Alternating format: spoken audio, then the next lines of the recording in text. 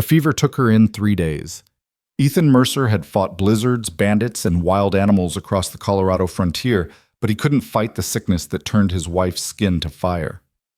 Clara died whispering a name, her sister's name. Now standing in a cabin that still smells like lavender and loss, Ethan faces a winter more brutal than any storm, complete and utter loneliness.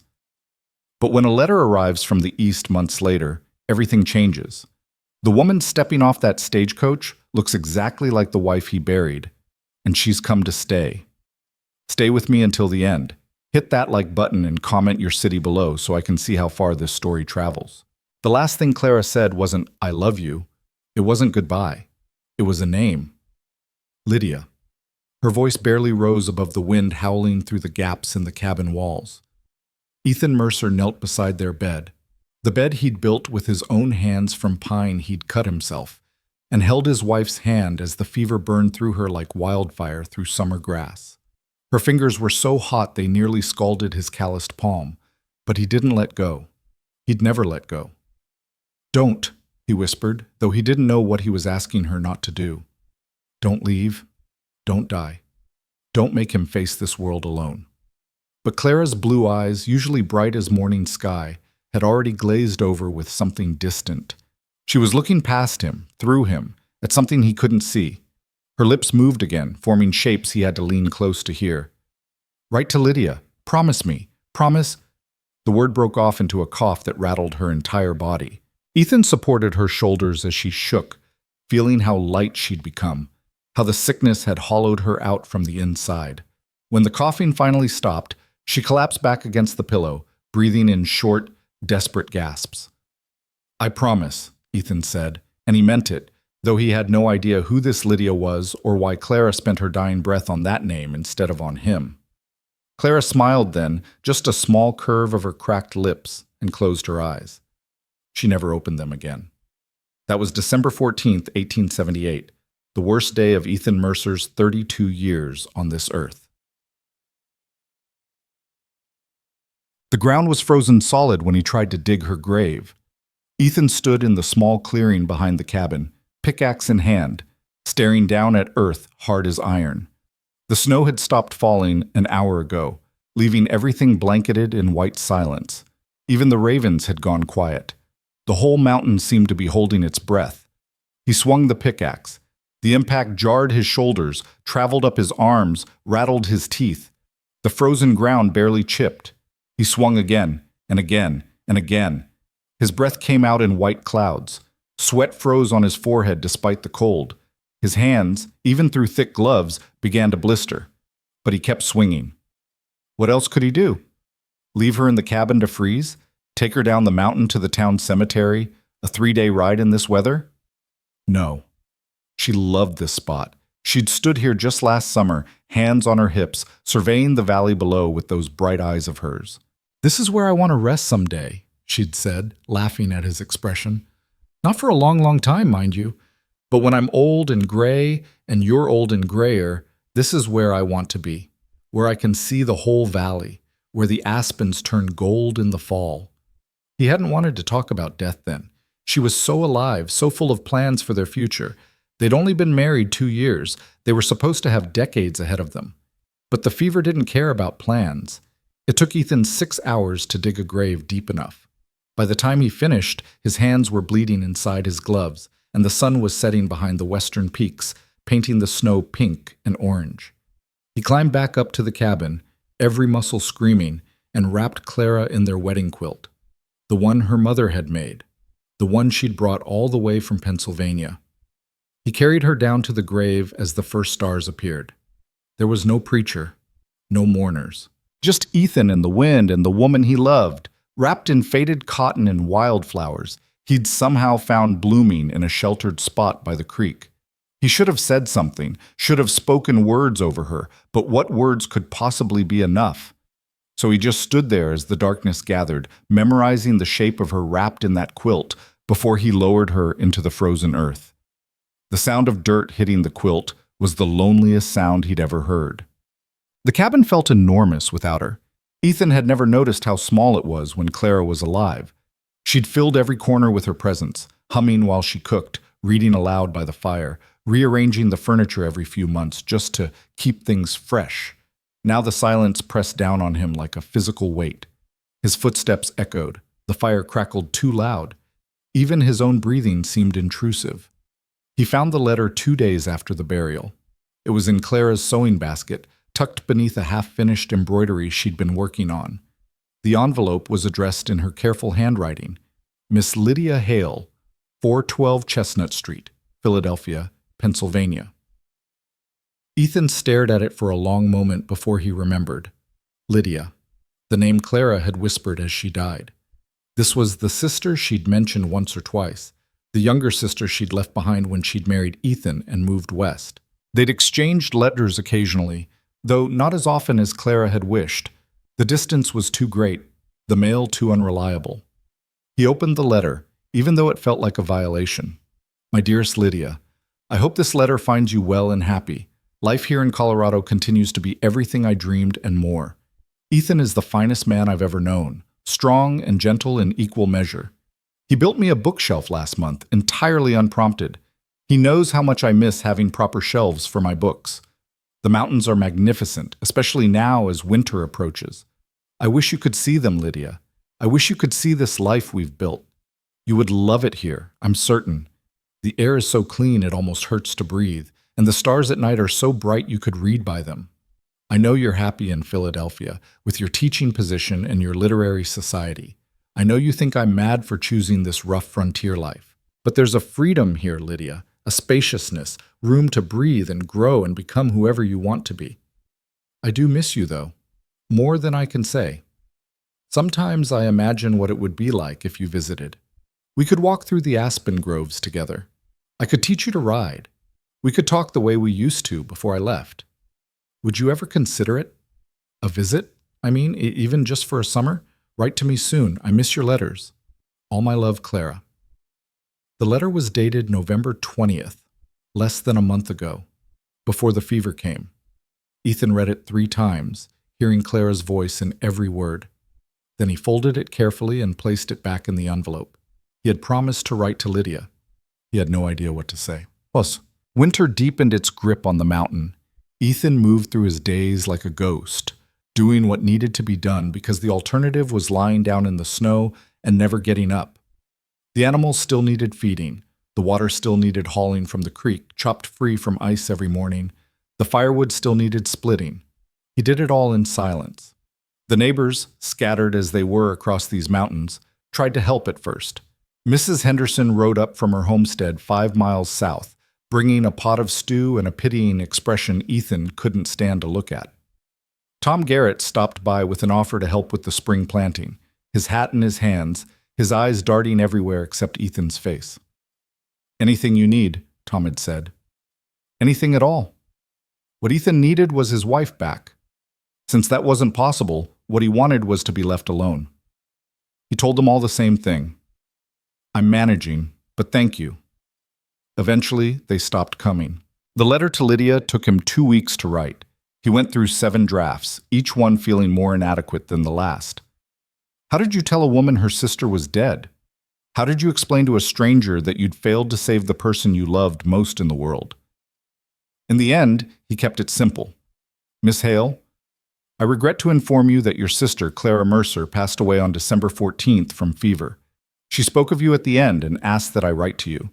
She is buried on our homestead, in a spot she loved, overlooking the valley. I am sorry for your loss. Ethan Mercer. He read it over one last time, hating how cold it sounded, how insufficient. But what else could he say? He didn't know this woman. She didn't know him. The only thing they had in common was grief. He sealed the envelope and rode down to town the next day to post it. The trip took 4 hours through snow-packed trails. He delivered the letter to the postmaster, bought supplies he didn't need just to justify the journey, and rode home in the gathering dusk. He didn't expect a reply. What could she possibly say? January passed in a blur of cold and silence. Ethan fell into a routine that kept him moving, but left his mind mercifully blank.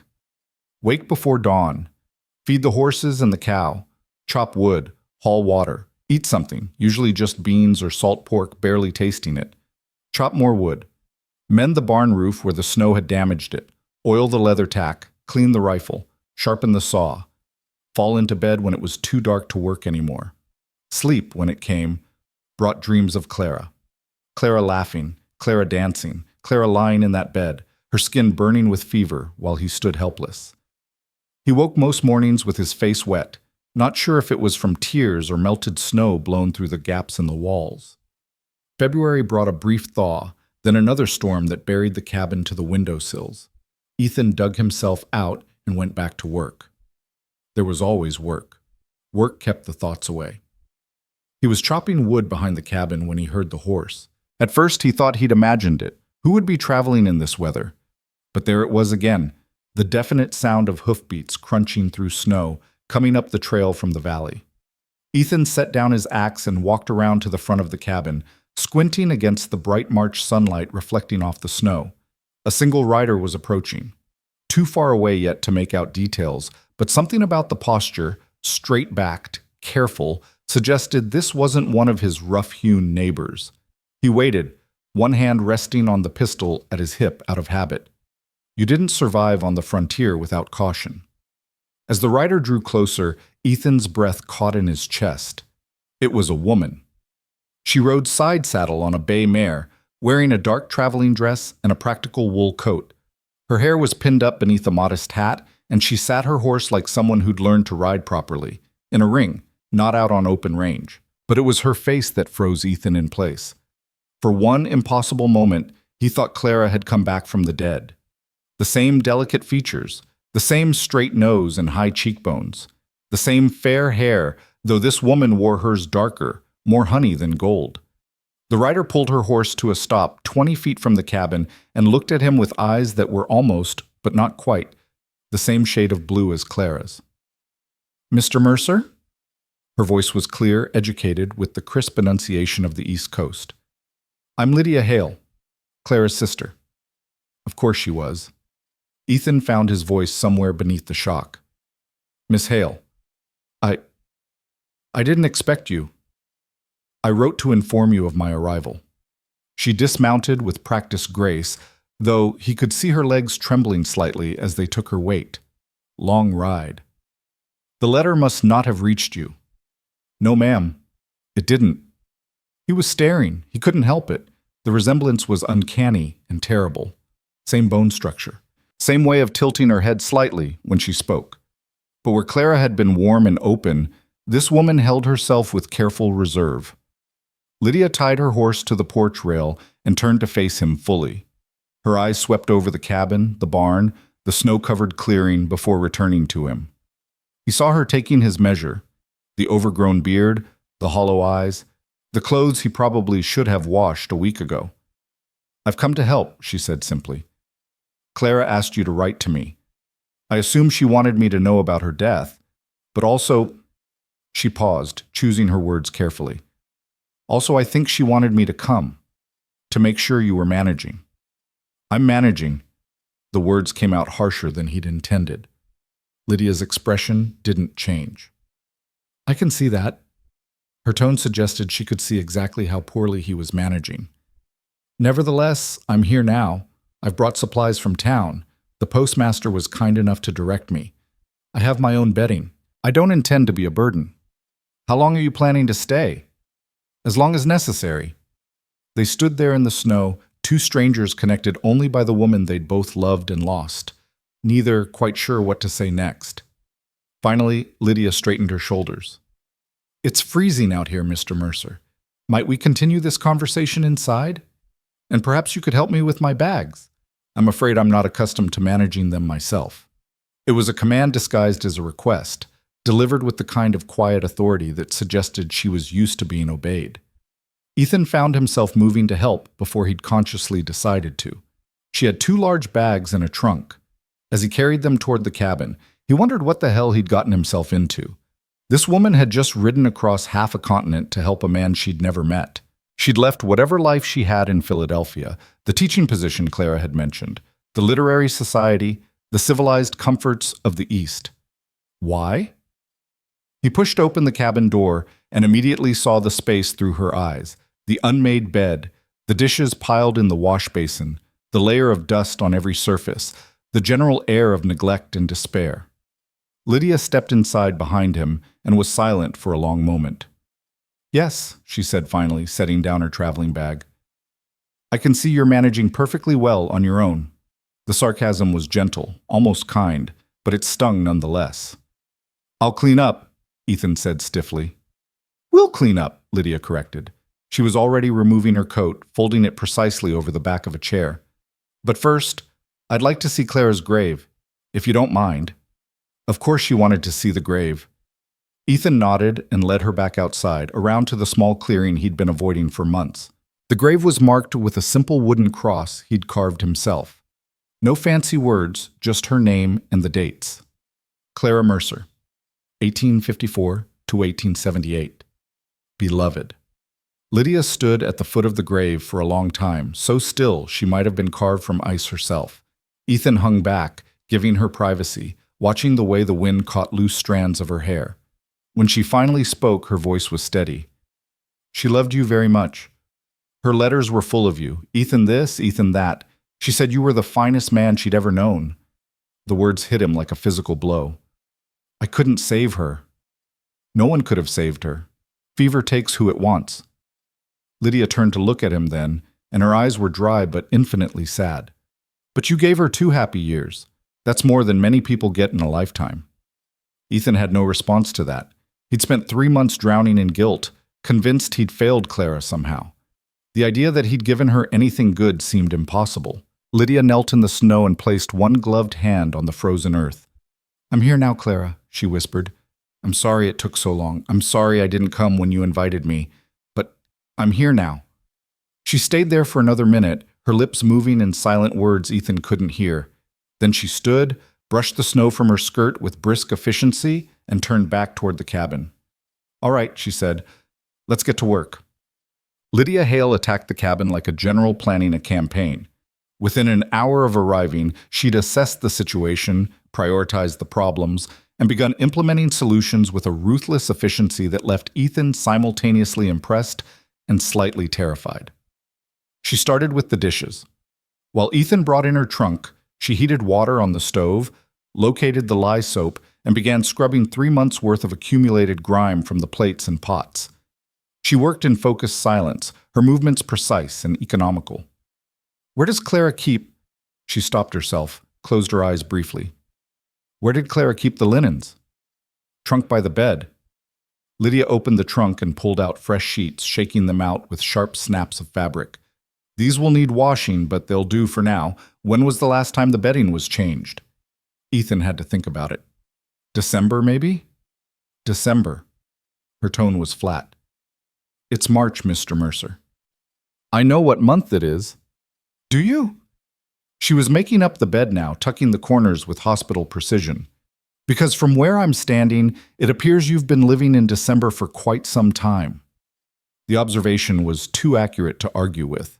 Ethan retreated to the porch to give her space, ostensibly to check on her horse, but really just to escape the whirlwind of activity that had overtaken his life.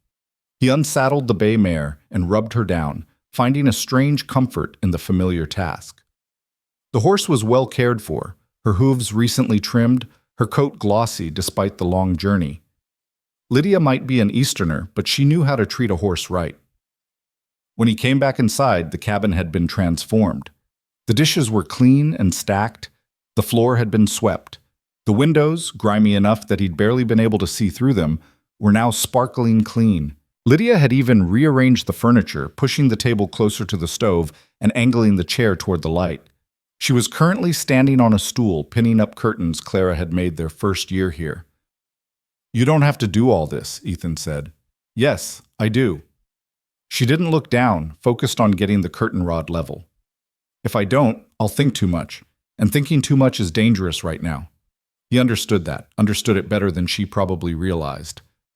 "Where will you sleep?" he asked, because he'd just now thought of it. The cabin had 1 bed, 1 room.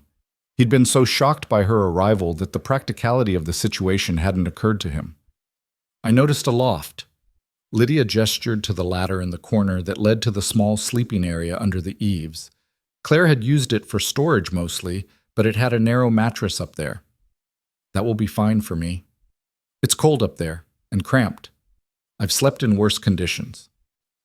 She climbed down from the stool and surveyed her work with satisfaction. I spent 2 years at a boarding school with 40 girls sharing one dormitory. Believe me, Mr. Mercer, I can handle a loft. She moved on to the next task without waiting for a response, sorting through Claire's herbs and dried goods, tossing out anything that had spoiled or gone stale. Ethan watched her work, this stranger wearing his dead wife's face, reordering his life without asking permission. He should probably resent it, should tell her to leave him be, that he preferred his squalor and solitude. But as the afternoon light slanted through the clean windows and the cabin began to smell like lye soap and the lavender sachets Lydia had found in Claire's trunk, Ethan realized something that made his chest ache. For the first time in 3 months, the cabin felt like a home again. Not the same home. Claire's absence was still a wound that wouldn't heal, but a home nonetheless, with another human presence, with the sounds of someone living instead of just surviving. "You hungry?" Lydia asked, startling him out of his thoughts. He tried to remember when he'd last eaten. "I could eat." "Good, because I brought real food from town, actual vegetables. When was the last time you had a vegetable, Mr. Mercer?" "I had beans yesterday." "Beans don't count." She was already unpacking provisions from her bags, carrots, potatoes, even a few precious onions. "I'm making stew, and you're going to eat all of it." "Yes, ma'am." The corner of her mouth twitched, not quite a smile, but close. "You can call me Lydia. I think we're past formalities given that we're living together." Living together. The phrase hung in the air, slightly scandalous, though neither of them acknowledged it. What else could they do? She'd come all this way. There was nowhere else for her to stay. And despite the impropriety, despite the strangeness of having this woman, this ghost of his wife, moving through his space, Ethan found he didn't want her to leave. The cabin was too quiet without her. As evening fell and the stew simmered on the stove, filling the cabin with smells he'd almost forgotten existed, Lydia finally sat down at the table. She looked exhausted, her earlier energy flagging. Dark circles shadowed her eyes. She must have been traveling for days, maybe weeks. "How long did it take you to get here?" Ethan asked, ladling stew into bowls. 3 weeks. Train to Denver, then stagecoach to the territorial station. Then I hired the horse for the final leg. She accepted the bowl with a nod of thanks. "The stagecoach driver thought I was insane, traveling alone. He tried to convince me to wait for an escort." "Why didn't you?" "Because my sister is dead, Mr. Mercer. Because she died alone on this mountain with only you here, and I wasn't here to help her." Her voice cracked on the last word, the first sign of emotion breaking through her careful composure. "Because I should have come when she invited me last summer, but I was too busy with my teaching and my comfortable life to spare the time for my own sister." The guilt in her voice was so familiar it hurt. Ethan set down his spoon. "She wasn't alone," he said quietly. "I was with her the whole time. Held her hand, tried everything I knew to bring the fever down. It wasn't enough, but she wasn't alone." Lydia's hands tightened around her bowl. "Did she suffer?" He could lie, make it easier for her, but she'd come all this way for the truth. "Yes," he said, "but not for long. 3 days, and she was—" He couldn't finish the sentence. "Gone." Lydia completed it for him. She closed her eyes, breathing carefully through her nose. When she opened them again, they were still dry. "Thank you for being honest." They ate in silence after that, the only sounds the crackling of the fire and the wind outside. The stew was good, better than anything Ethan had eaten in months. He finished his bowl and was surprised when Lydia immediately refilled it. "You need to eat more," she said. "You're nothing but bones and beard." "I'm fine." "You're not fine. Neither of us is fine." She met his eyes across the table. "But we're going to pretend to be fine, and eventually, maybe we'll actually get there. That's how this works." Ethan had no idea if that was true, but he ate the second bowl of stew anyway, and when Lydia climbed the ladder to the loft with her bedding, he didn't argue about the cold or the cramped quarters. He listened to her moving around up there, arranging her things, settling in. Eventually the sound stopped, and he heard her breathing even out into sleep. Ethan sat by the fire for another hour, watching the flames dance, thinking about the strange turn his life had taken. A month ago, he'd been alone with his grief, half convinced he'd never speak to another soul again. Now there was a woman sleeping in his loft who looked like a ghost and worked like a demon and had crossed a continent to help a man she'd never met. He didn't understand it, but as he finally crawled into bed, sheets clean for the first time in months, lavender scented from Clara's sachets, he had to admit something to himself. He was grateful she'd come, even if he didn't know why, even if her presence was a constant reminder of what he'd lost. The cabin was less empty with her in it. And empty, Ethan had learned, was the worst thing of all. Morning came too early, announced by the sound of someone moving around downstairs. Ethan surfaced from sleep slowly, confused by the noise. For a moment he thought Clara was up making breakfast, and his heart lifted before reality crashed back down. Not Clara. Lydia. He lay there listening to her move through the cabin with quiet efficiency. The clank of the stove being stoked, the splash of water being poured, the soft scrape of the coffee pot. Domestic sounds he hadn't heard in months. When he finally dragged himself out of bed, he found her already dressed, her hair pinned up in a neat bun, sleeves rolled to her elbows as she worked at the stove. "Coffee's ready?" she said without turning around. "And I'm making eggs. The chickens you're apparently not feeding properly actually had some in the coop." Ethan ran a hand through his hair, feeling suddenly self-conscious. "I've been feeding them." "Not enough, clearly. They're half-starved, and the coop needs mucking out. When was the last time you cleaned it?" He couldn't remember. "I'll do it today." "We'll do it today, after breakfast." She turned to face him, holding 2 plates of eggs scrambled with wild onions she must have found in Clara's garden patch. "Sit, eat, then we'll make a list of everything that needs doing around here." Ethan wanted to argue that he didn't need her organizing his life, but the eggs smelled too good. He sat and ate in silence while Lydia made her own coffee, standing by the window and looking out at the mountains. "It really is beautiful here," she said quietly. "Clara's letters didn't do it justice." "You read her letters?" "Of course I did. Everyone. I saved them all." Lydia turned from the window, her expression softening. "She wrote about you constantly, how you'd built this cabin with your own hands, how you knew the name of every plant and animal in these mountains, how you'd sit up with her at night reading aloud from whatever book she was obsessed with that week, even though you'd rather be sleeping." Ethan's throat tightened. "She liked her books." "She did. Where are they now? I didn't see them yesterday." "Packed away. In the trunk." Lydia set down her coffee cup with a decisive click. "Get them out." "What?" "Get them out. Books aren't meant to live in trunks." Clara would hate knowing her beloved collection was gathering dust in the dark. She was already moving toward the trunk by the bed, not waiting for permission. "We'll put them on the shelves you built. That's what they're for, isn't it?" She was right, of course. The shelves Ethan had built stood empty against the wall, gathering dust. He'd packed Clara's books away the day after her funeral, unable to stand seeing them, those tangible reminders of all the stories she'd never finish reading. But Lydia was already opening the trunk, pulling out volume after volume with careful hands.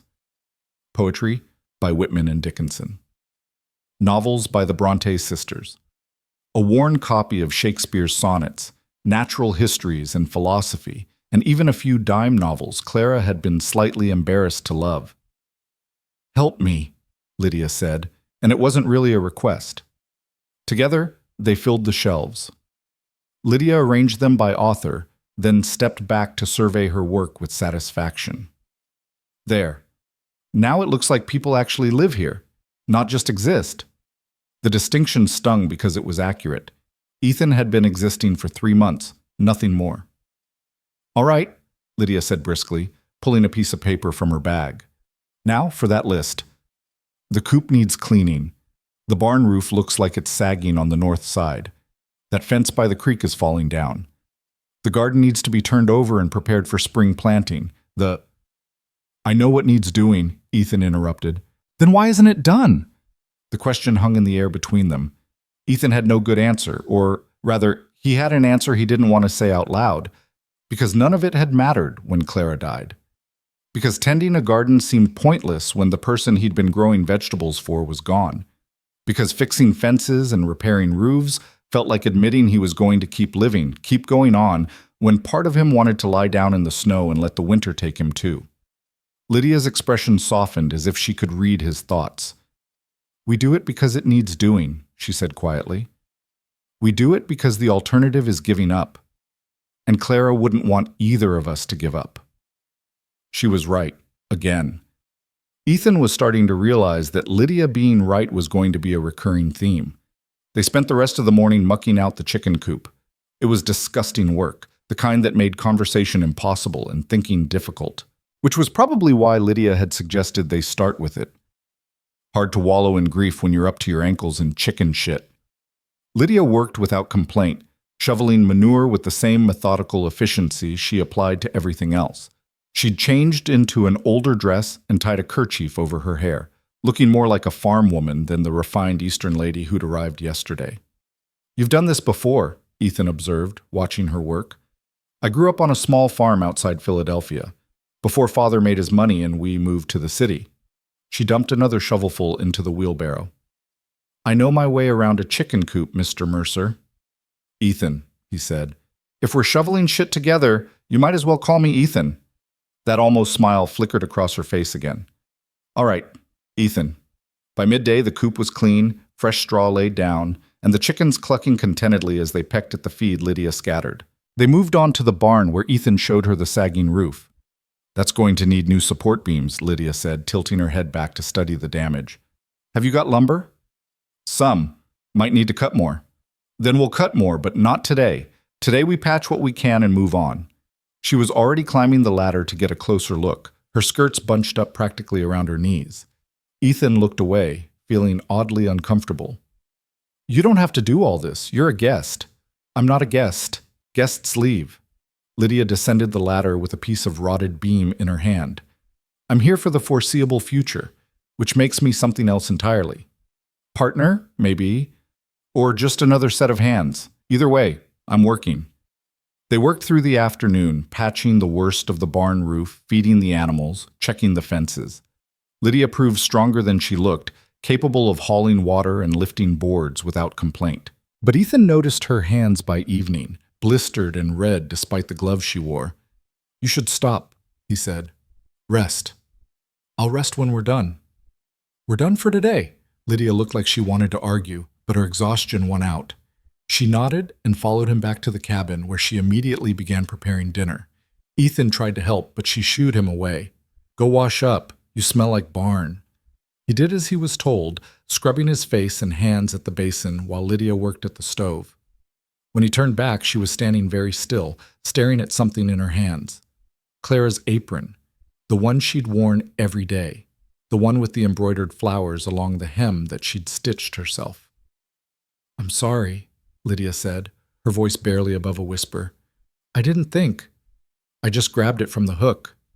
Ethan crossed the room and gently took the apron from her trembling hands. "It's all right. You can wear it." She'd want it used, not packed away. Lydia's eyes were wet when she looked up at him. "I miss her so much, and I barely even knew her anymore. We'd only seen each other twice in 5 years, but she was my sister. She was—" Her voice broke.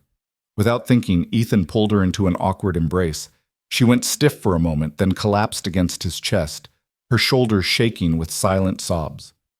He held her, one hand patting her back uselessly, not sure what else to do. "I'm sorry," she gasped against his shirt. "I'm supposed to be helping you, not falling apart." "We can take turns falling apart," Ethan said. "Seems fair." That surprised a laugh out of her, watery but genuine. She pulled back, wiping her eyes with the back of her hand. "Look at us.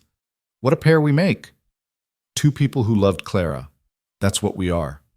Lydia nodded and took a shaky breath. "Yes, that's exactly what we are." She tied the apron around her waist with deliberate care, smoothing down the fabric. "All right, let's finish dinner before we both dissolve into complete hysteria." They ate beans and cornbread, simple food that tasted better than it had any right to because they ate it together instead of alone. Lydia told him about her journey west, The endless rocking of the train, the characters she'd met in the stagecoach, the moment she'd first seen the mountains rising from the plains. I understood then, she said, why Clara loved it here. There's something about the size of everything, the space. It makes you feel small, but in a good way, like your problems aren't as large as you thought. Ethan considered that. I don't know if it makes me feel small, just aware of how much I don't control. Is that different? Maybe not. After dinner, Lydia climbed to the loft while Ethan banked the fire. He heard her moving around up there, settling in, and realized this was going to be his new normal, falling asleep to the sound of someone else breathing, waking to the sounds of another person moving through the space. It should have felt intrusive. Instead, it felt almost right. The days began to blur together into a rhythm of work and routine. They rose early and worked until dark, tackling the endless list of tasks the homestead demanded. Lydia proved herself capable at nearly everything, mending fences, hauling water, even helping Ethan fell trees for lumber when the barn repairs required it. "You swing an axe like you mean it," he commented one afternoon, watching her attack a dead pine. "I do mean it," she replied, not breaking her rhythm. Anger is excellent fuel for manual labor. He understood that too.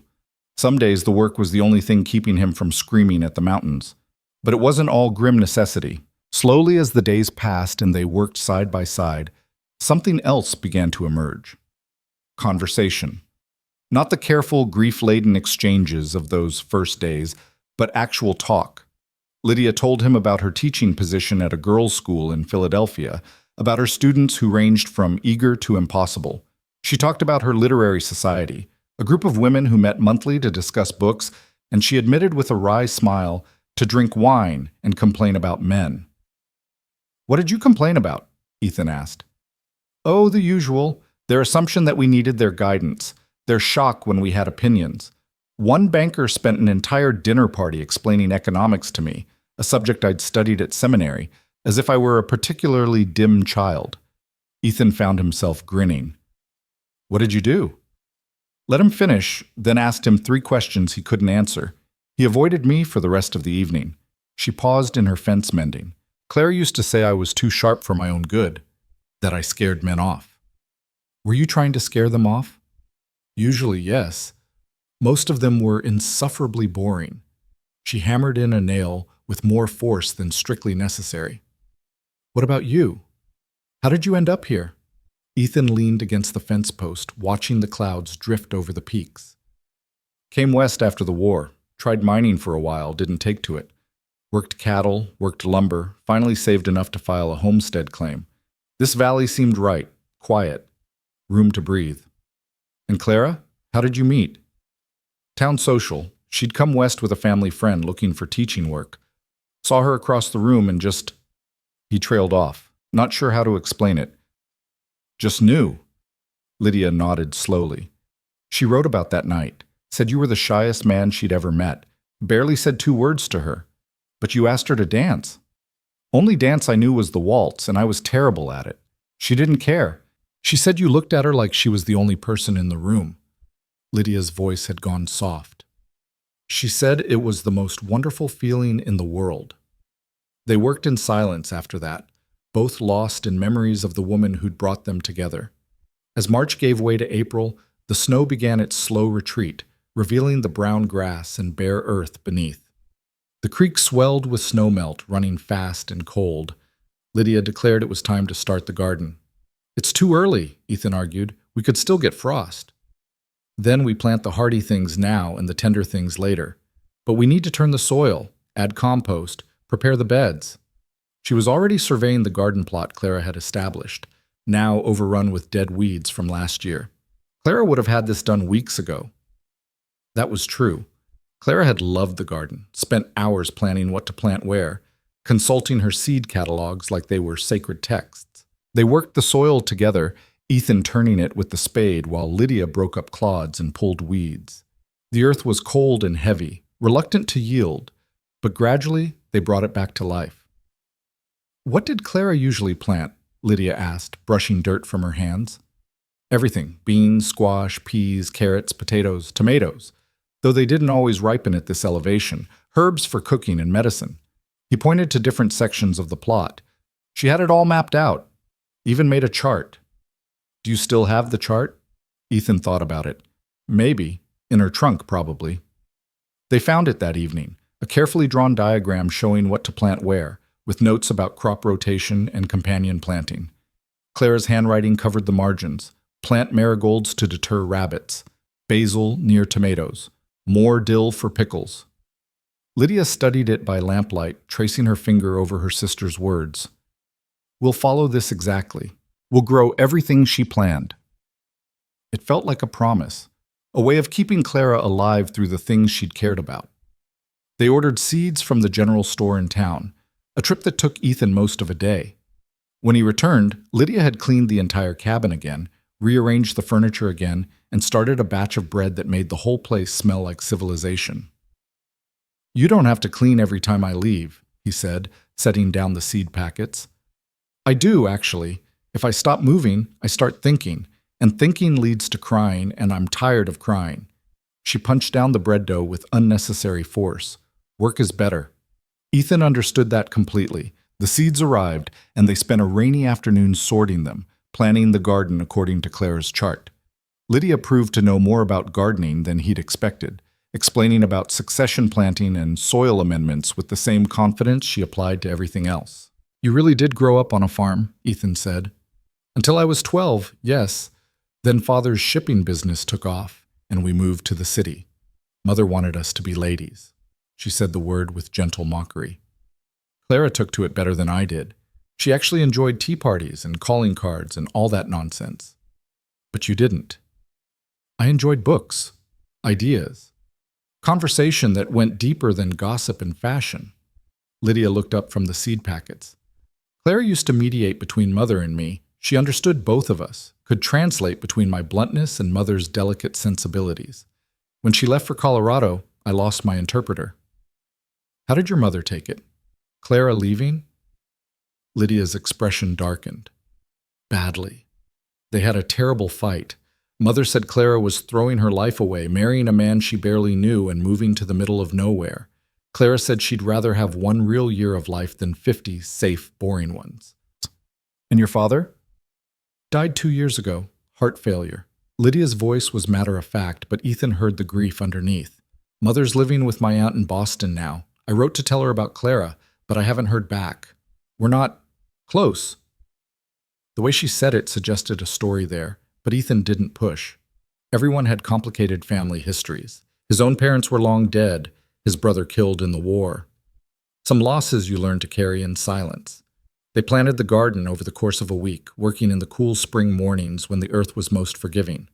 Lydia insisted on doing it properly, spacing the seeds exactly as Clara's chart specified, marking each row with careful labels. If we're going to do this, we're doing it right, she said. No half measures. Ethan found himself agreeing, caught up in her determination. It felt good to have a project, something forward-looking instead of backward grieving.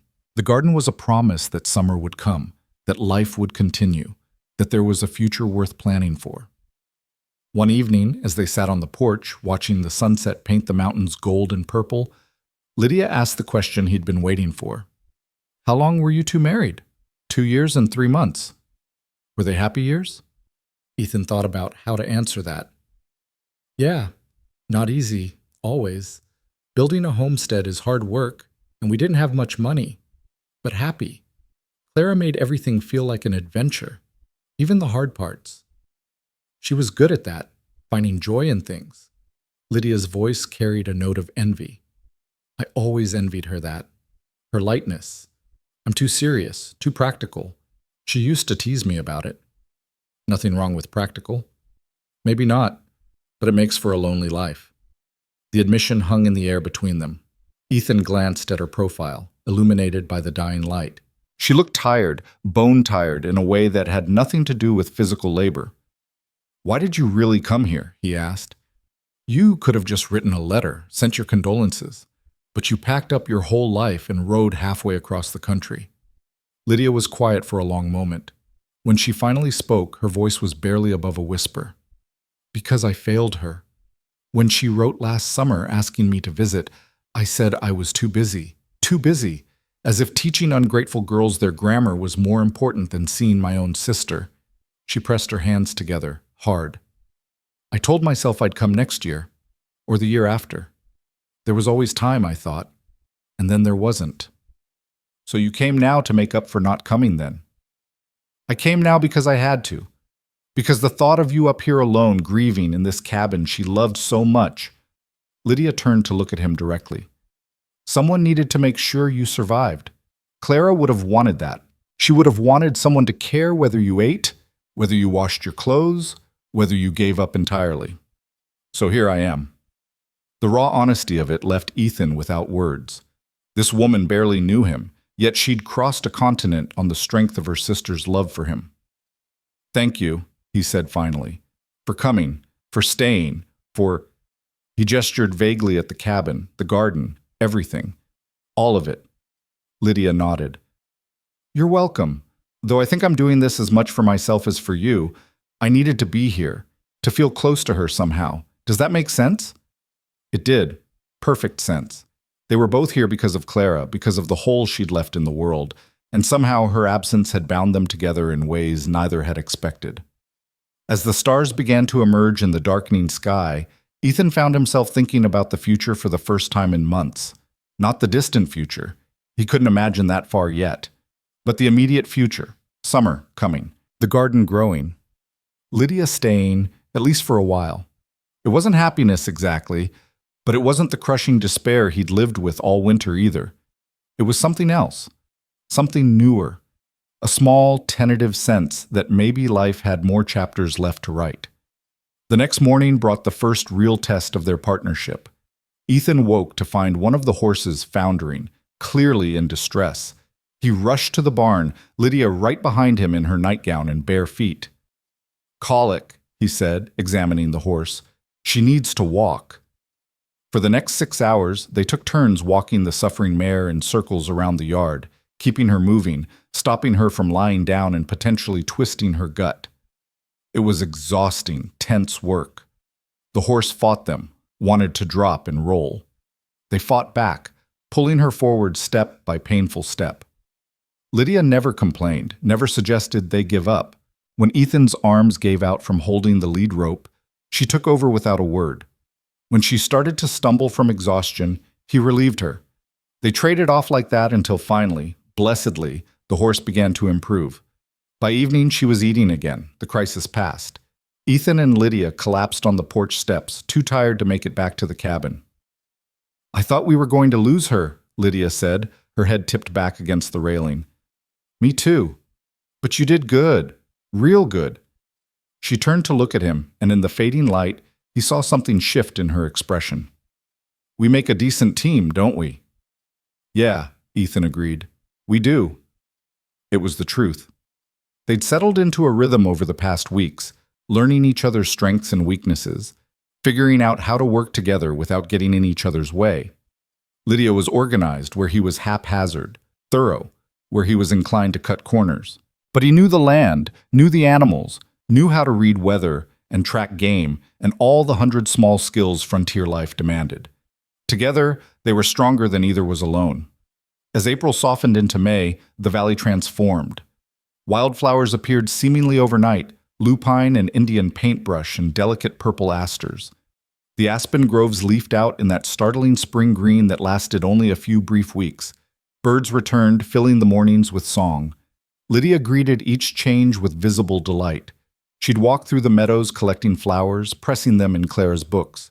She'd sit on the porch in the evenings with a cup of tea, just watching the light change on the mountains. I understand now, she said one such evening, why Clara fell in love with this place. There's a wildness to it, a kind of honesty. Things are what they are here. No pretense. Ethan had never thought about it that way, but she was right. The mountains didn't lie, didn't pretend to be anything other than what they were. Beautiful and harsh and utterly indifferent to human concerns. He found himself watching Lydia more and more, curious about this woman who'd invaded his life and made herself indispensable. She was nothing like Clara in personality. Where Clara had been warm and spontaneous, Lydia was reserved and methodical. But there were moments when the resemblance caught him off guard. The way she tilted her head when thinking, the way her hands moved when she talked, the sudden brightness of her rare, genuine smiles. It was both comforting and unsettling. One afternoon, they rode down to the creek together to fish. Ethan showed Lydia how to cast a line, laughing when she got the hook tangled in the trees on her first attempt. "I'm terrible at this," she complained. "You're learning. Here, like this." He stood behind her, guiding her arm through the motion. She was warm against his chest, and he was suddenly, acutely aware of how close they were standing. Lydia must have felt it too, because she went very still. Then she stepped forward, putting distance between them, and tried the cast again. This time the line sailed out perfectly, landing in a quiet pool where trout were feeding. "Better," Ethan said, his voice coming out rougher than intended. They fished in silence after that, the moment passing, but not quite forgotten. That evening, Lydia was quiet through dinner. She picked at her food, staring out the window at the gathering dusk. "You all right?" Ethan finally asked. "I've been thinking," she said slowly, "about how long I'm planning to stay." His stomach dropped. "You're leaving?" "No, not yet. But I can't stay forever, Ethan. I have a life back east. Or I did. I don't know anymore." She set down her fork. "What are we doing here? I came to help you through the worst of it, but you're managing now. The homestead's in order, you're eating properly, taking care of yourself. Maybe it's time I thought about going back." The cabin suddenly felt too small. Ethan stood, paced to the window, tried to organize his thoughts. He didn't want her to leave. The realization hit him with uncomfortable force. Somewhere over the past 2 months, he'd gotten used to her presence. More than used to it. He'd come to rely on it. The sound of her moving around the cabin, the sight of her working in the garden, the way she challenged him, pushed back when he got too withdrawn, made him engage with life instead of just enduring it. "Stay," he heard himself say. "Ethan, stay through the summer at least. The garden needs tending. The barn roof still needs proper repairs. There's 100 things to do, and I could use the help." He turned to face her. "Besides, you said yourself you don't know what's waiting for you back east. Why rush back to uncertainty?" Lydia studied him with those two familiar blue eyes. "Is it just about the work? Or is there another reason you want me to stay?" The question was direct, demanding honesty. Ethan didn't know how to answer it without revealing things he wasn't ready to admit, even to himself. "I don't want to be alone again," he said finally. "That's the truth. These months with you here, they've been easier, better. I'm not ready for that to end. It wasn't everything, but it was enough." Lydia nodded slowly. "All right, through the summer, but then we'll talk about this again." "Fair enough." They finished dinner in more comfortable silence, the tension easing. But that night, lying in bed, Ethan thought about what she'd asked. Was there another reason he wanted her to stay? "Yes," whispered a voice in the back of his mind, but he wasn't ready to examine what that reason might be. Not yet. Summer arrived with the kind of heat that made the high country shimmer. The garden exploded into life, beans climbing their poles, tomatoes swelling on the vine, squash spreading their broad leaves across the carefully tended beds. Lydia worked the garden every morning before the sun grew too fierce, her hands perpetually stained with soil and green from handling plants. Ethan watched her from the barn one morning, struck by how natural she looked there among the rows Clara had planned. She'd abandoned her Eastern dresses weeks ago in favor of simpler skirts and shirts she'd sewn herself from fabric he'd brought from town. Her skin had bronzed from the sun despite the bonnet she wore, and her hands had grown strong and capable. She looked like she belonged here. The thought unsettled him. "You planning to fix that harness or just stare at it all day?" Ethan jerked his attention back to the leather in his hands, not realizing Lydia had noticed him watching. "Just thinking. A dangerous habit." She straightened from the tomato plants, pressing one hand to the small of her back. "I'm riding into town for supplies this afternoon. Need anything?" "You don't have to go. I want to go. I need thread, and Mrs. Henderson mentioned she'd have eggs to trade. Besides, I've been meaning to visit the general store. They're supposed to have new fabric in." Ethan frowned. "You shouldn't ride alone. It's a long way." "I've made the trip twice already without incident. I think I can manage a third time." "That was different. He stopped himself. "I'm what? A woman?" Lydia's eyebrows rose. Ethan Mercer, I crossed half a continent by myself. I think I can handle a 4-hour ride to town and back. She had him there. Still, something about it made him uneasy. At least take the rifle. I always take the rifle. She smiled at his concern. I'll be fine. I'll be back before dark. She was right, of course. She was always right. But Ethan spent the afternoon restless, finding excuses to walk out to the road and scan the horizon, telling himself he was just checking on the weather. When Lydia finally appeared as the sun was lowering, he felt a relief out of proportion to the situation. Told you I'd be fine, she said, dismounting with packages tied to her saddle. Though I did have an interesting conversation in town. Oh? Mrs. Henderson wanted to know when we were getting married. Ethan nearly dropped the bag he was carrying. She what? Apparently the whole town is buzzing with speculation about the widow and his late wife's sister living together unchaperoned. Lydia's tone was light, but her cheeks were flushed.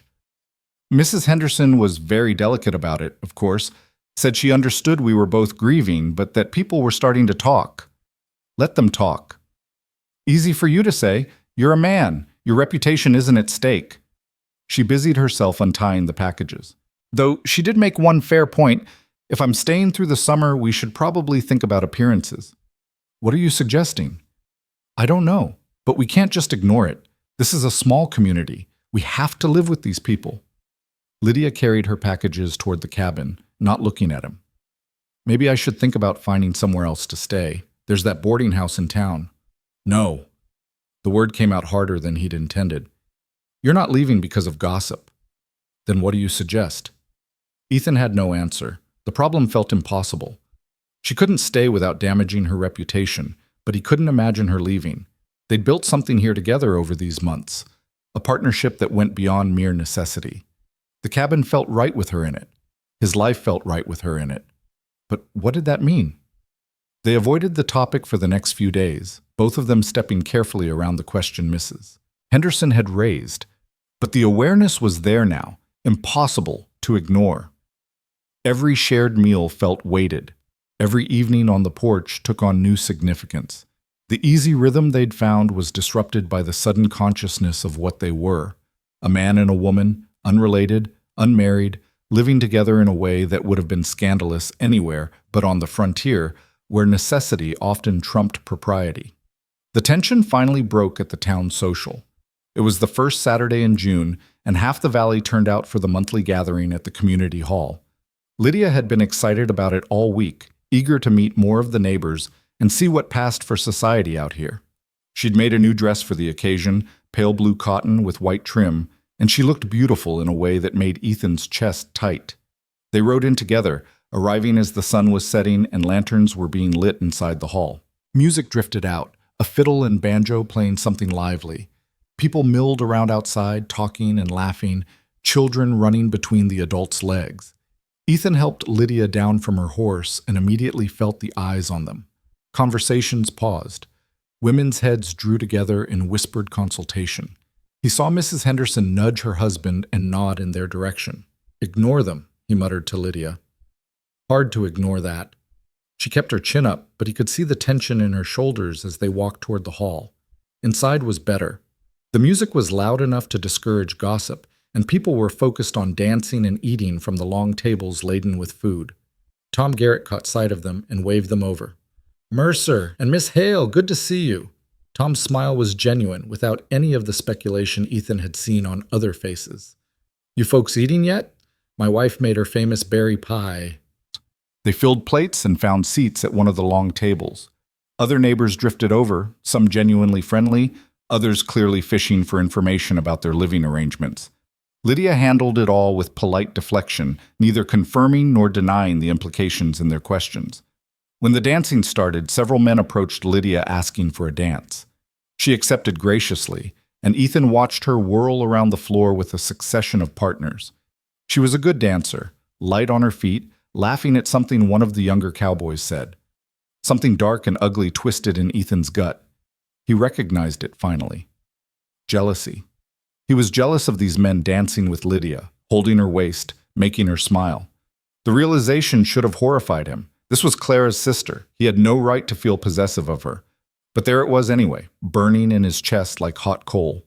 You planning to ask her to dance or just glower at everyone who does? Ethan turned to find Tom's wife, Sarah, standing behind him with a knowing smile.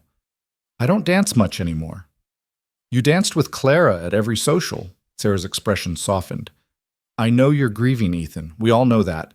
But that girl in there didn't come all this way to watch you suffer from a distance. Ask her to dance. People will talk.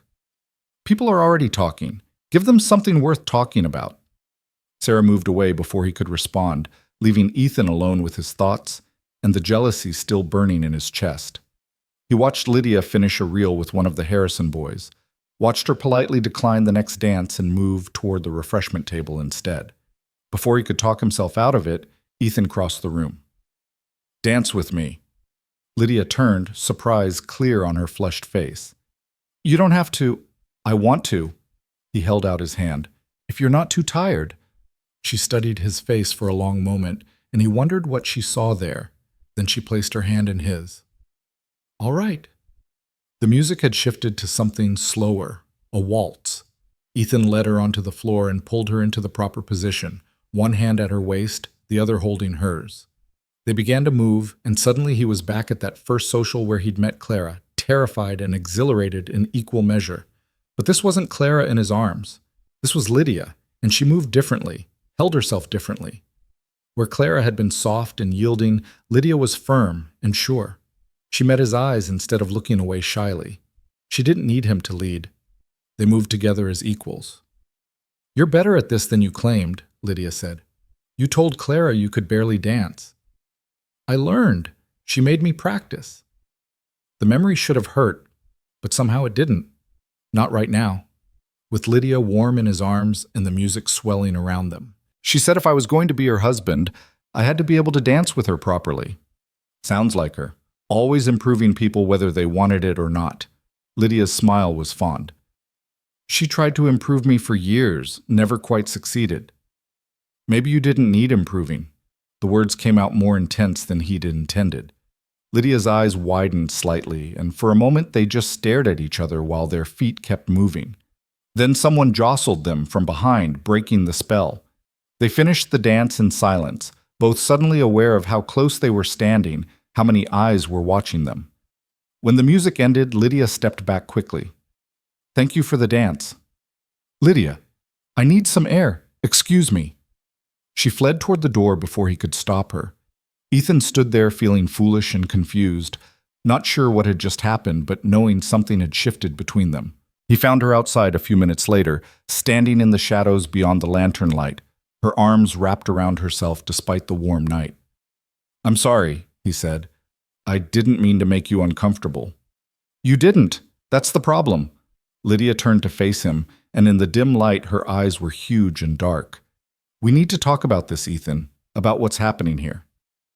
What do you think is happening? I think we're both lonely. I think we've grown comfortable with each other out of necessity and proximity, and I think it would be very easy to confuse that comfort for something else. The clinical way she said it should have brought relief. Instead, it felt like a door closing. Is that all it is to you? Comfort and proximity? Lydia looked away. I don't know. I don't trust myself to know. I came here to grieve my sister, to help you honor her memory, not to... She broke off, shaking her head. This isn't right. None of this is right. Why not? Because she's been dead less than 6 months. Because I look exactly like her.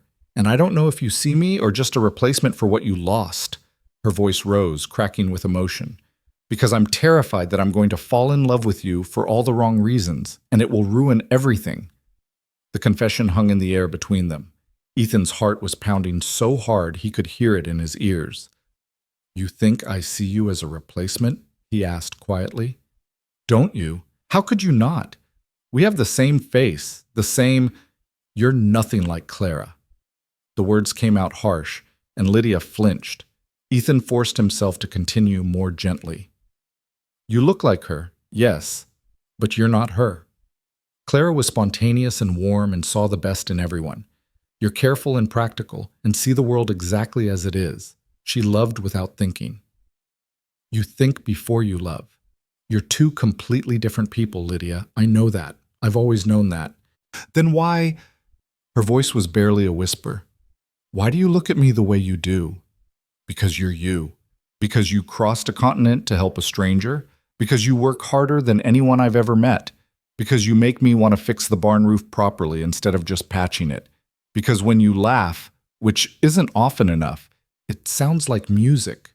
He took a step closer. Because I'm falling for you, Lydia. Not for your sister's ghost. For you. Lydia pressed her hands to her face. This is too fast. It's too soon. People will think, I don't care what people think. Well, I do. I care that they'll say I came here to trap you, to take my sister's place before she's cold in the ground.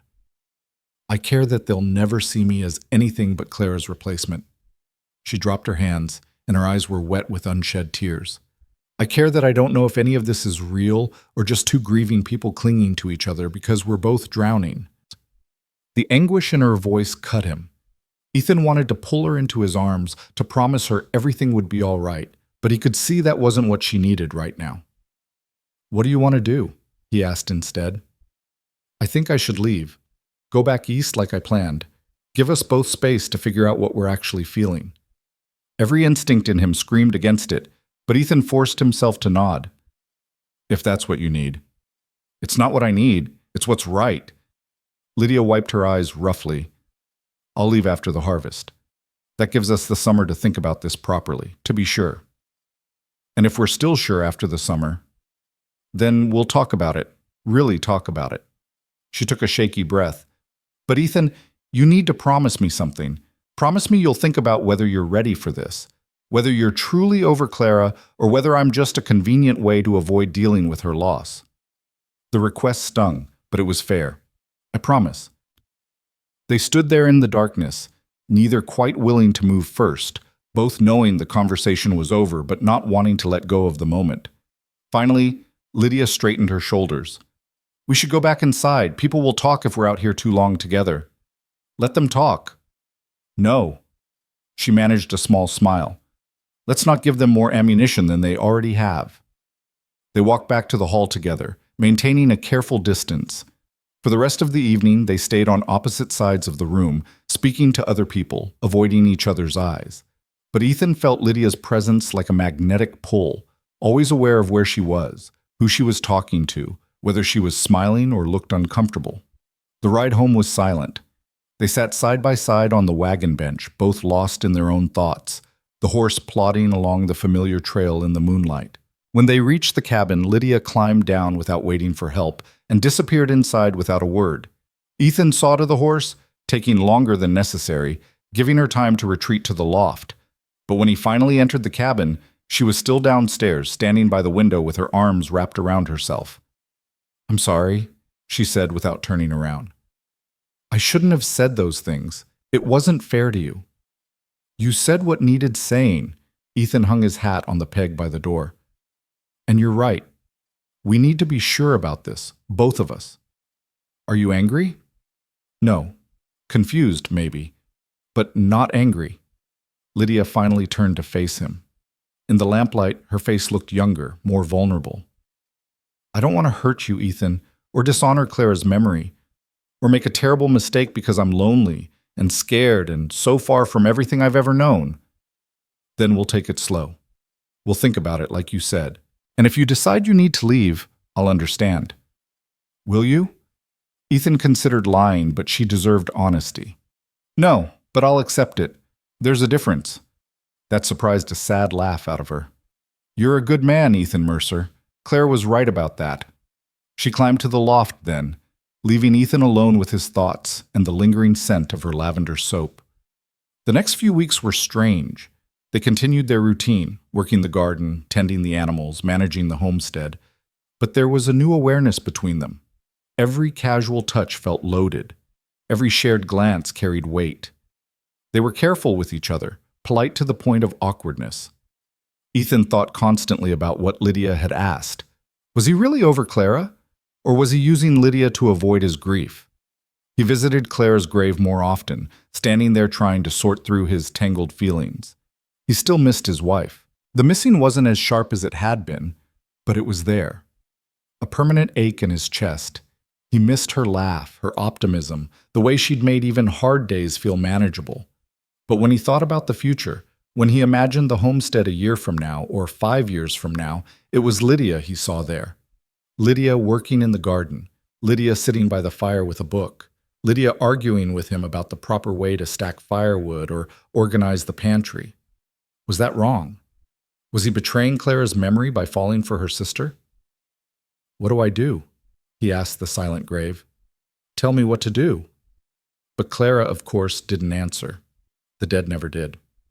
It was Tom Garrett who finally gave Ethan something approaching clarity.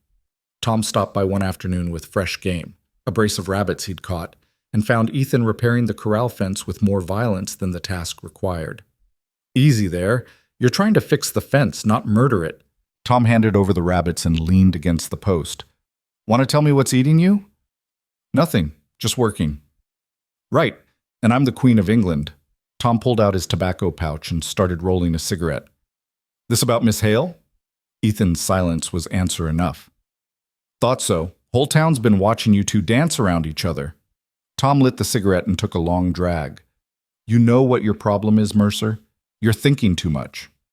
Lydia said the same thing. "Smart woman. Look, I know you love Clara. We all knew it, but she's gone, and you're not. Neither is Miss Hale. And from where I'm standing, you two are good for each other. People think it's too soon, that I'm dishonoring Clara's memory. People think all kinds of stupid things. Doesn't make them true." Tom flicked ash into the dirt. "You want to know what I think? I think Clara would want you to be happy. I think she'd look at her sister, who came all this way to take care of you, and think it was perfect." "You didn't know Clara that well." "No, but I knew her well enough to know she wasn't the kind of woman who'd want you suffering forever out of some misguided loyalty." Tom stubbed out the cigarette. "Life's too short and too hard out here to waste chances at happiness. If you've got feelings for Miss Hale and she's got feelings for you, it seems foolish to ignore that just because of what people might say." After Tom left, Ethan stood in the corral for a long time, thinking about what he'd said. The man had a point. Life on the frontier was brutal and unpredictable. You took happiness where you could find it because there was no guarantee of tomorrow, but knowing that intellectually and feeling it emotionally were two different things. That evening, a summer storm rolled in from the west. Ethan and Lydia watched it approach from the porch, drawn by the spectacular display of lightning illuminating the clouds. The air smelled of ozone and rain. "We should go inside," Lydia said as the first drops began to fall. "It's going to pour." But neither of them moved. There was something mesmerizing about the storm, the way the lightning split the sky, the distant rumble of thunder rolling across the valley. Then the sky opened up. Rain came down in sheets, soaking them in seconds. Lydia laughed, actually laughed, and held her face up to the downpour. Ethan stared at her, this woman who'd been so controlled and careful these past weeks, suddenly abandoning herself to the storm. "It's wonderful," she shouted over the rain. "I haven't been caught in a storm like this since I was a child." She looked radiant, alive, more beautiful than he'd ever seen her. Ethan crossed the porch in 2 steps and kissed her. For a moment, Lydia went rigid with surprise. Then she softened, her hands coming up to grip his shirt, pulling him closer. The kiss was desperate and tender and tasted like rain and electricity and all the things they'd been holding back for weeks. When they finally broke apart, both breathing hard, Lydia's eyes were huge. That was, "I'm sorry, I shouldn't have, don't you dare apologize." She was still gripping his shirt. "But Ethan, we said we'd wait. We said we'd think about this." "I've thought about nothing else for weeks."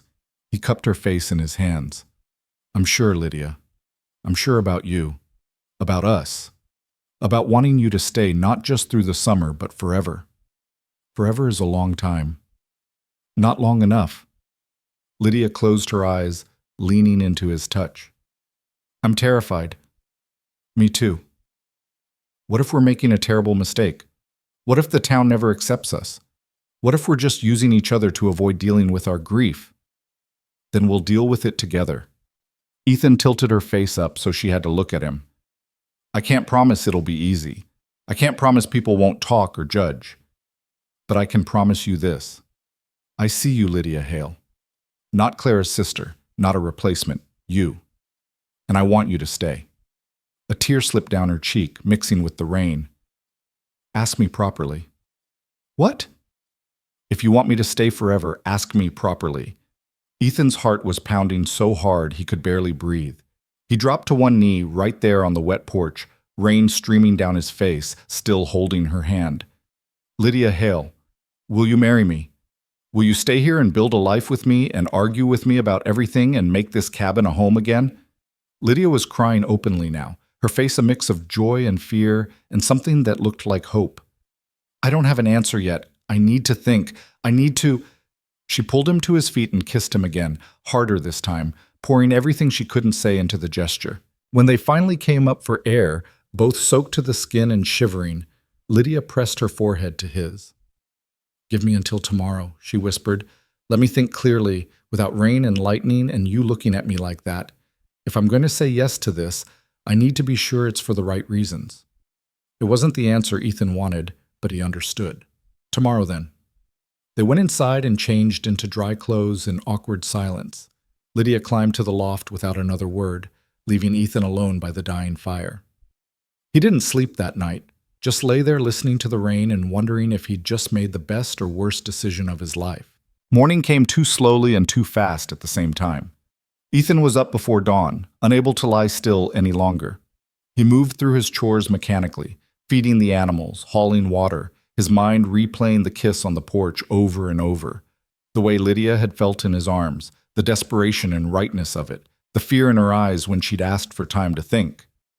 He was mucking out the barn when he heard the cabin door open. His whole body tensed, but he forced himself to keep working, giving her space to come to him in her own time. She didn't come to the barn. Instead, when he looked up an hour later, he saw her walking toward the clearing where Clara was buried. She carried something in her hands. Flowers from the garden, he realized. The same wildflowers Clara had loved. Ethan's chest tightened. Of course she'd go there. Of course she'd seek Clara's counsel, even though Clara couldn't answer. Maybe especially because Clara couldn't answer. He wanted to follow her, to hear what she said, to know what she was thinking. But this was between Lydia and her sister. Some conversations weren't meant to be overheard. So he went back to work and tried not to watch the minutes crawl by. Lydia knelt in the grass beside her sister's grave, the morning sun warm on her back. She'd been there for what felt like hours, though it was probably only minutes. The flowers lay in her lap, forgotten for the moment. I don't know what to do, she said aloud, her voice startling in the quiet. I don't know if what I'm feeling is real or just loneliness wearing love's face. Help me, Clara. Tell me what to do. The grave, of course, offered no response. Just the wooden cross and the wildflowers she'd brought on her first day here, now dried and brown. Lydia traced the carved letters of her sister's name with one finger. You loved him so much. Your letters were full of him. Ethan this, Ethan that.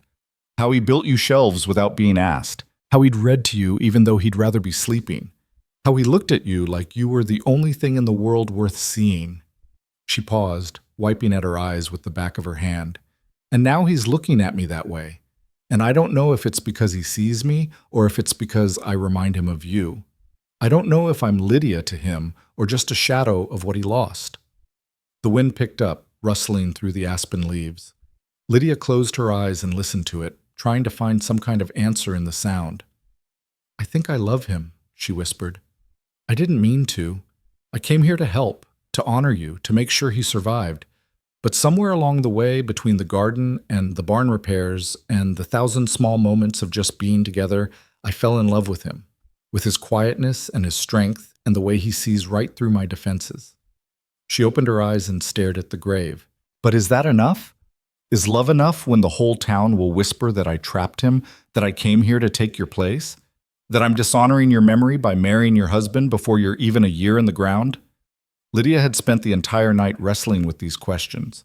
She'd lain in the loft, listening to Ethan moving restlessly downstairs and tried to think clearly, tried to separate what she felt from what she should feel, what she wanted from what was proper. But clarity hadn't come. Just more confusion, more doubt, more fear. What would you want me to do? Lydia asked the silent grave. If you could speak, what would you tell me? Would you be angry that I'm falling for your husband? Or would you want him to be happy, even if that happiness comes from me?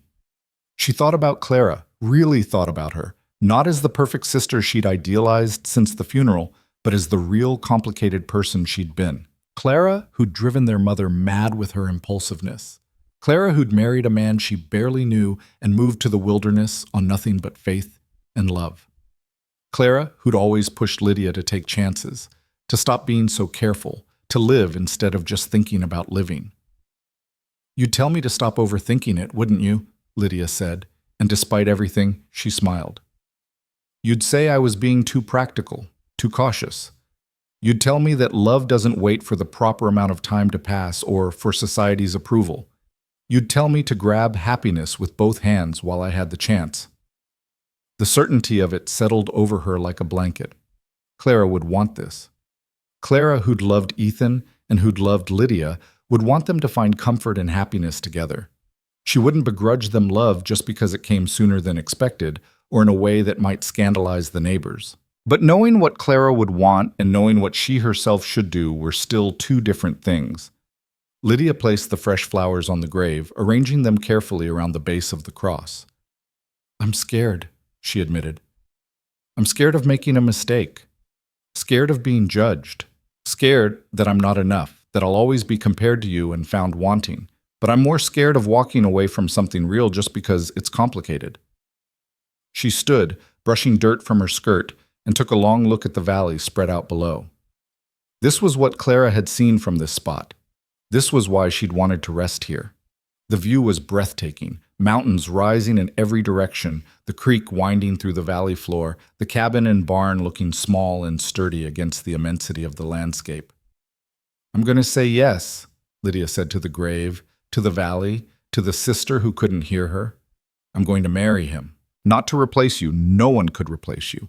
But because I love him in my own way and because I think we could be happy together, because life is too short and too uncertain to waste chances at happiness." She paused, waiting for some sign that she was making the right choice, but the valley just sat there in its morning beauty, offering no judgment, no approval, just existence. That was enough. Lydia turned and walked back toward the cabin, her decision made. She found Ethan in the barn, pitchfork in hand, watching her approach with an expression so hopeful and terrified it made her heart ache. "I need to say something first," she said before he could speak, "before I give you my answer." Ethan set down the pitchfork and waited. "I'm not Clara. I know I look like her. I know I remind you of her. But I'm not her and I never will be. I'm more difficult than she was, more stubborn, less warm. I'll argue with you and challenge you and probably drive you half mad with my need to organize everything. I know all that. And I need you to promise me that you know the difference, that when you look at me, you see me. Lydia. Not Clara's shadow or her replacement or some combination of the two. Just me." Ethan crossed the barn to stand directly in front of her. He cupped her face in his hands, his calloused thumbs gentle against her cheeks. "I see you, Lydia Hale.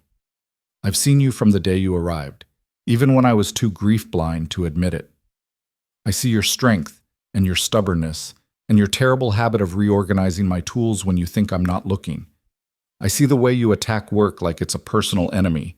I see how you press flowers and books and sing under your breath when you think no one's listening. I see you, only you."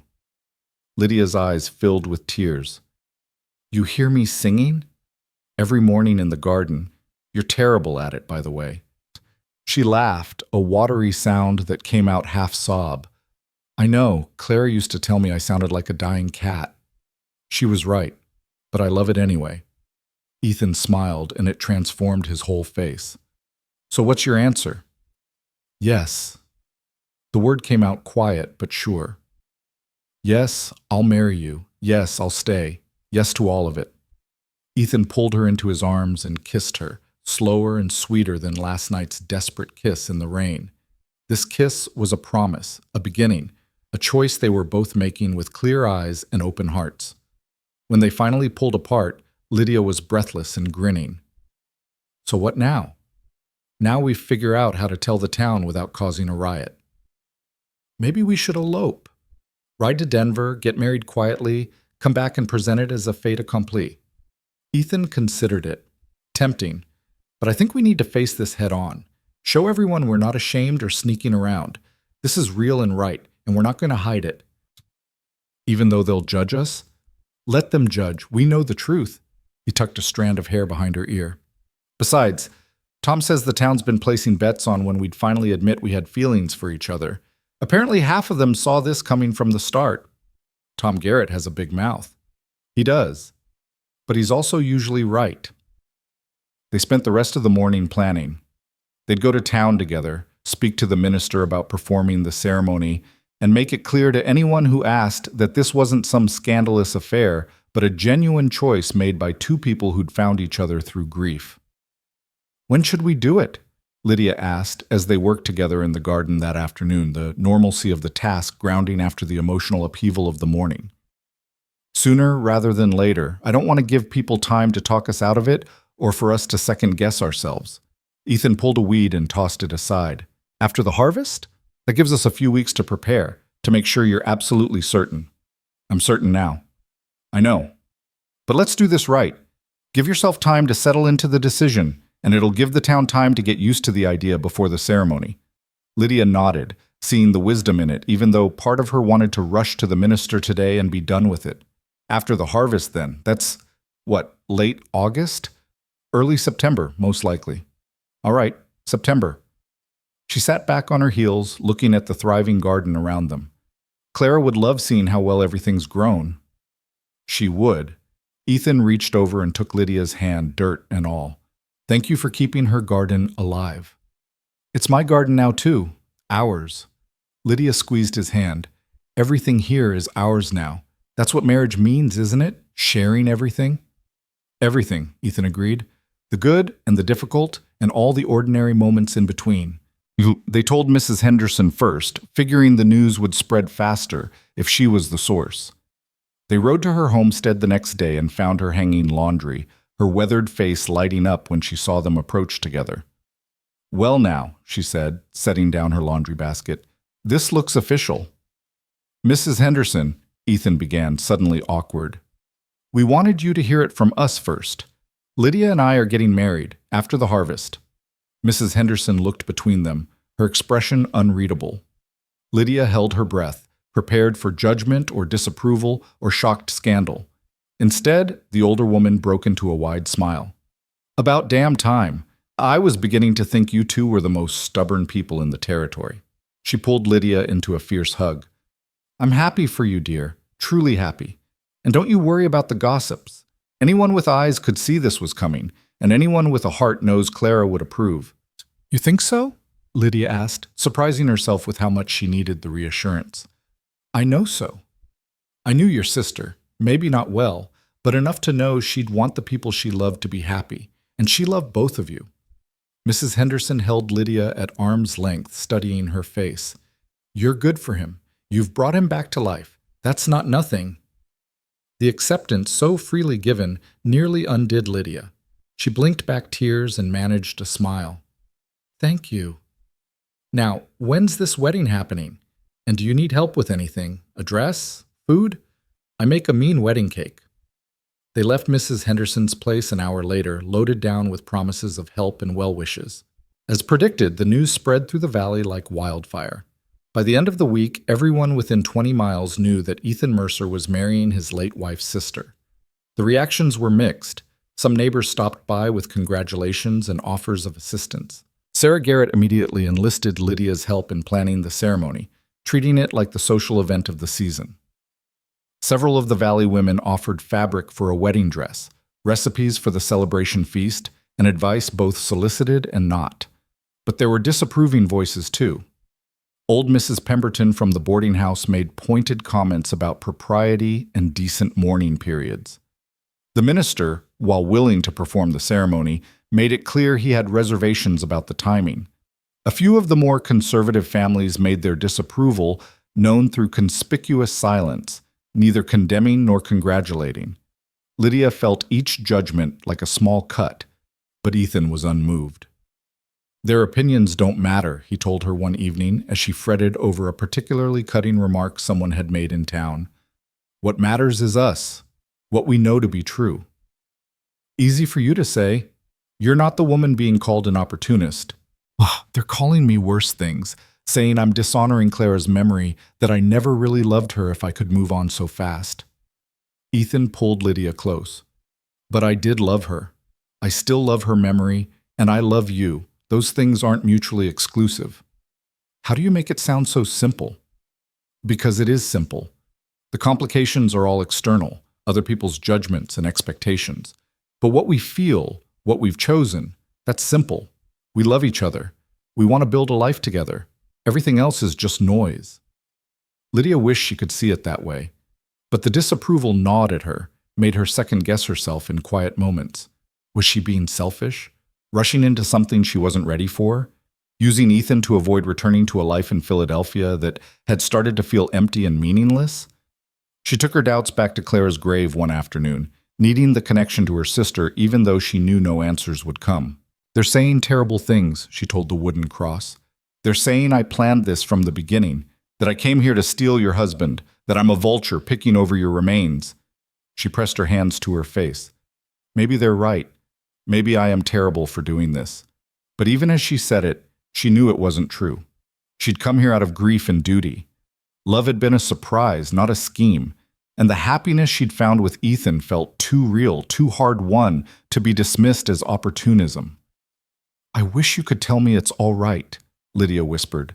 I wish you could give me permission, but you can't, and I have to make this choice without your blessing. I have to trust that what I feel is real and that you'd understand even if no one else does. The harvest came in strong that year. The garden produced more than Lydia and Ethan could possibly eat, squash and beans and tomatoes and herbs in abundance. They spent long days preserving everything, filling the root cellar with stores for the winter. It was hot, exhausting work, but satisfying in a bone-deep way. This is what Clara wanted, Lydia said one evening, surveying the neat rows of preserves lining the shelves. She wrote about wanting to be self-sufficient, to grow enough to see you through the winter without needing to rely on the general store. We did it. You did it. Ethan wrapped his arms around her from behind, resting his chin on her shoulder. She'd be proud. Do you really think so? I know so. As September approached, the reality of the wedding became impossible to ignore. Lydia worked on her dress in the evenings, altering one of Clara's nicer gowns to fit her. It felt strange at first, wearing her dead sister's clothes to marry her husband, but Sarah Garrett assured her it was fitting. You're honoring her by using it, Sarah said, helping with the alterations. You're including her in the ceremony even though she can't be there. That's beautiful, not morbid. Lydia wanted to believe her. She tried on the finished dress one evening when Ethan was out checking the fence lines. It fit perfectly, the pale ivory fabric complementing her sun-bronzed skin. She looked at herself in the small mirror and saw not Clara staring back, but herself. Lydia Hale, about to become Lydia Mercer. The thought should have terrified her. Instead, it felt right. The night before the wedding, Lydia couldn't sleep. She climbed down from the loft to find Ethan sitting by the fire, clearly as restless as she was. Can't sleep either? She asked. Too much thinking. He made room for her on the bench beside him. You having second thoughts? Third and fourth thoughts. But not about you, about everything else, about whether we're doing the right thing, the right way. What would the right way look like? Lydia considered it. I don't know. Maybe there isn't a right way. Maybe there's just our way, and we have to trust that it's enough. Our way, Ethan repeated. I like that. They sat together in comfortable silence, watching the fire burn down to embers. After a while, Ethan spoke again. I want to tell you something about Clara. Lydia tensed slightly but nodded for him to continue. The night she died, she was delirious with fever, barely conscious, but she kept saying your name over and over. Lydia, right to Lydia. Ethan stared into the fire. I thought she just wanted you to know she'd died, but now I think maybe she wanted something else. Maybe she knew somehow that you'd come, that you and I would... He broke off, shaking his head. Maybe I'm imagining things? Or maybe she knew us both well enough to see what we couldn't, Lydia said softly. She knew you'd need help. She knew I'd come. Maybe she even knew we'd find each other in our grief. You think she'd planned it? No, but I think maybe she hoped for it. In some part of herself, she hoped that if she was gone, the two people she loved most wouldn't be alone. Lydia took Ethan's hand. That sounds like Clara, even dying thinking about everyone else.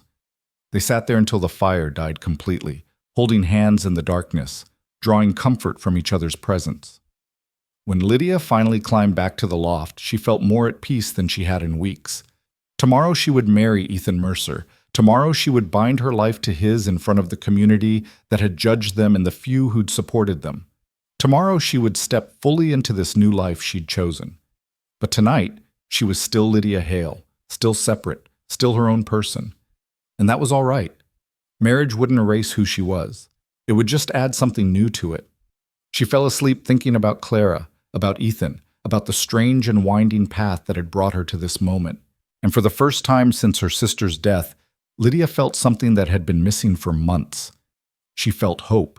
Morning broke clear and bright, the kind of perfect September day that seemed designed for new beginnings. Lydia woke in the loft to golden sunlight streaming through the small window and the sound of Ethan already moving around downstairs. Her wedding day. The thought made her stomach flip with a mixture of excitement and nerves. She dressed carefully in her everyday clothes, saving the altered gown for later. When she climbed down the ladder, she found Ethan at the stove making coffee, his hair damp from washing, already dressed in his good shirt. "Morning," he said, and the smile he gave her was so open and genuine it made her heart skip. "You sleep all right?" "Better than I expected." She accepted the coffee he offered. "You?" "Like a stone. First good sleep I've had in days." He leaned against the counter, studying her face. "You ready for this?" "I think so. Ask me again in a few hours." They ate breakfast together in companionable silence, neither quite sure what to say. The ceremony was set for 2 o'clock at the homestead. Lydia had insisted on having it here rather than in town, wanting Clara's presence to be felt, even if only symbolically. Sarah Garrett and several of the neighbor women were arriving early to help set up, and the minister would come with them. "I should start getting ready," Lydia said, though it was barely 9. "The ladies will be here soon, and Sarah will have my head if I'm not prepared." Ethan caught her hand as she moved past him. "Lydia, thank you." "For what?" "For saying yes. For staying. For giving us a chance." He pulled her close, resting his forehead against hers. "For being exactly who you are." Lydia kissed him softly. "Thank you for seeing who I am, for not expecting me to be someone else." The moment was broken by the sound of wagons approaching. Sarah and 3 other women descended on the cabin like a benevolent whirlwind, shooing Ethan out to the barn and taking over the space with feminine efficiency. "Out, out," Sarah commanded. "You don't get to see the bride until the ceremony. It's bad luck." "That's for the wedding day," Ethan protested. "It's already the wedding day." "Then it's especially bad luck. Go find Tom and the others. They should be here soon to help set up chairs." Ethan went, grinning at Lydia over his shoulder as the women closed ranks around her. The next few hours passed in a blur of activity. The women transformed the cabin and the clearing outside into something resembling a proper venue for a wedding. Wildflowers appeared in mason jars. Chairs were arranged in neat rows facing the spot where Ethan and Lydia would stand, and food began appearing on every available surface as neighbors arrived with contributions to the celebration feast.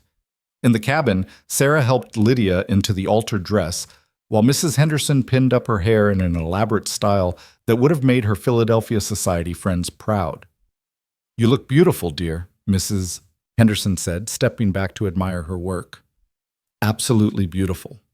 Lydia studied herself in the small mirror.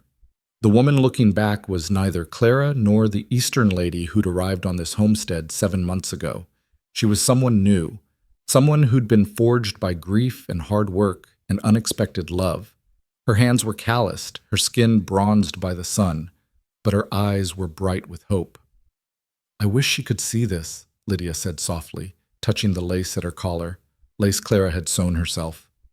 "I wish I knew for certain she'd approve." Sarah squeezed her shoulder. "She approves. I'd stake my life on it. Clara loved you both too much not to want you to be happy." Outside, more people were arriving. Lydia heard the murmur of voices, the sound of Tom Garrett's booming laugh, children running and playing. The community was gathering, those who supported them and those who'd come out of curiosity or judgment.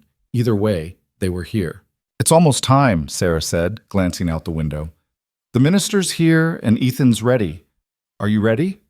Lydia took a deep breath. "Yes, I'm ready." She walked outside into the September sunshine, and the gathered crowd turned to look at her. There were perhaps 30 people, not a large gathering by city standards, but significant for this remote valley. Lydia saw friendly faces and critical ones, curiosity and approval and disapproval all mixed together. But then she saw Ethan, standing beneath an arch Tom and the others had constructed and decorated with aspen branches and late-blooming flowers. He was clean-shaven, his hair neatly trimmed, wearing his best clothes. But it was his expression that undid her, the wonder and love and barely suppressed joy written plainly on his face as he watched her approach. For him, she could face any judgment. For them, she could be brave. Sarah walked beside her, standing in his family since Lydia had none here. They moved slowly through the rows of chairs, Lydia keeping her eyes on Ethan, using him as her anchor against the sea of watching faces. When they reached the arch, Sarah squeezed Lydia's hand once and stepped aside. Lydia took her place next to Ethan, close enough to feel the warmth radiating from him, to see that his hands were shaking slightly with nerves. "You look beautiful," he whispered. "You clean up pretty well yourself." The minister cleared his throat and the murmuring crowd fell silent. He was an older man, weathered by years on the frontier, and while he'd expressed reservations about the timing of this wedding, his expression now was kind. "We are gathered here today," he began, his voice carrying across the clearing, "to witness the union of Ethan Mercer and Lydia Hale. Marriage is a sacred covenant, not to be entered into lightly, but with reverence and commitment." Lydia barely heard the traditional words. She was too focused on Ethan's hand holding hers, on the steady way he met her eyes, on the rightness of this moment despite all the complications that had brought them here. "If anyone knows of any reason why these two should not be joined in matrimony, speak now or forever hold your peace." The silence that followed felt endless. Lydia's heart hammered against her ribs. This was the moment someone could object, could voice all the whispered criticisms and judgment that had followed their announcement. But no one spoke. The silence held, sacred and complete. The minister nodded, satisfied. "Ethan Mercer, do you take this woman to be your lawfully wedded wife, to have and to hold from this day forward, for better or worse, for richer or poorer, in sickness and in health, until death do you part?" "I do." Ethan's voice was strong and clear, no hesitation.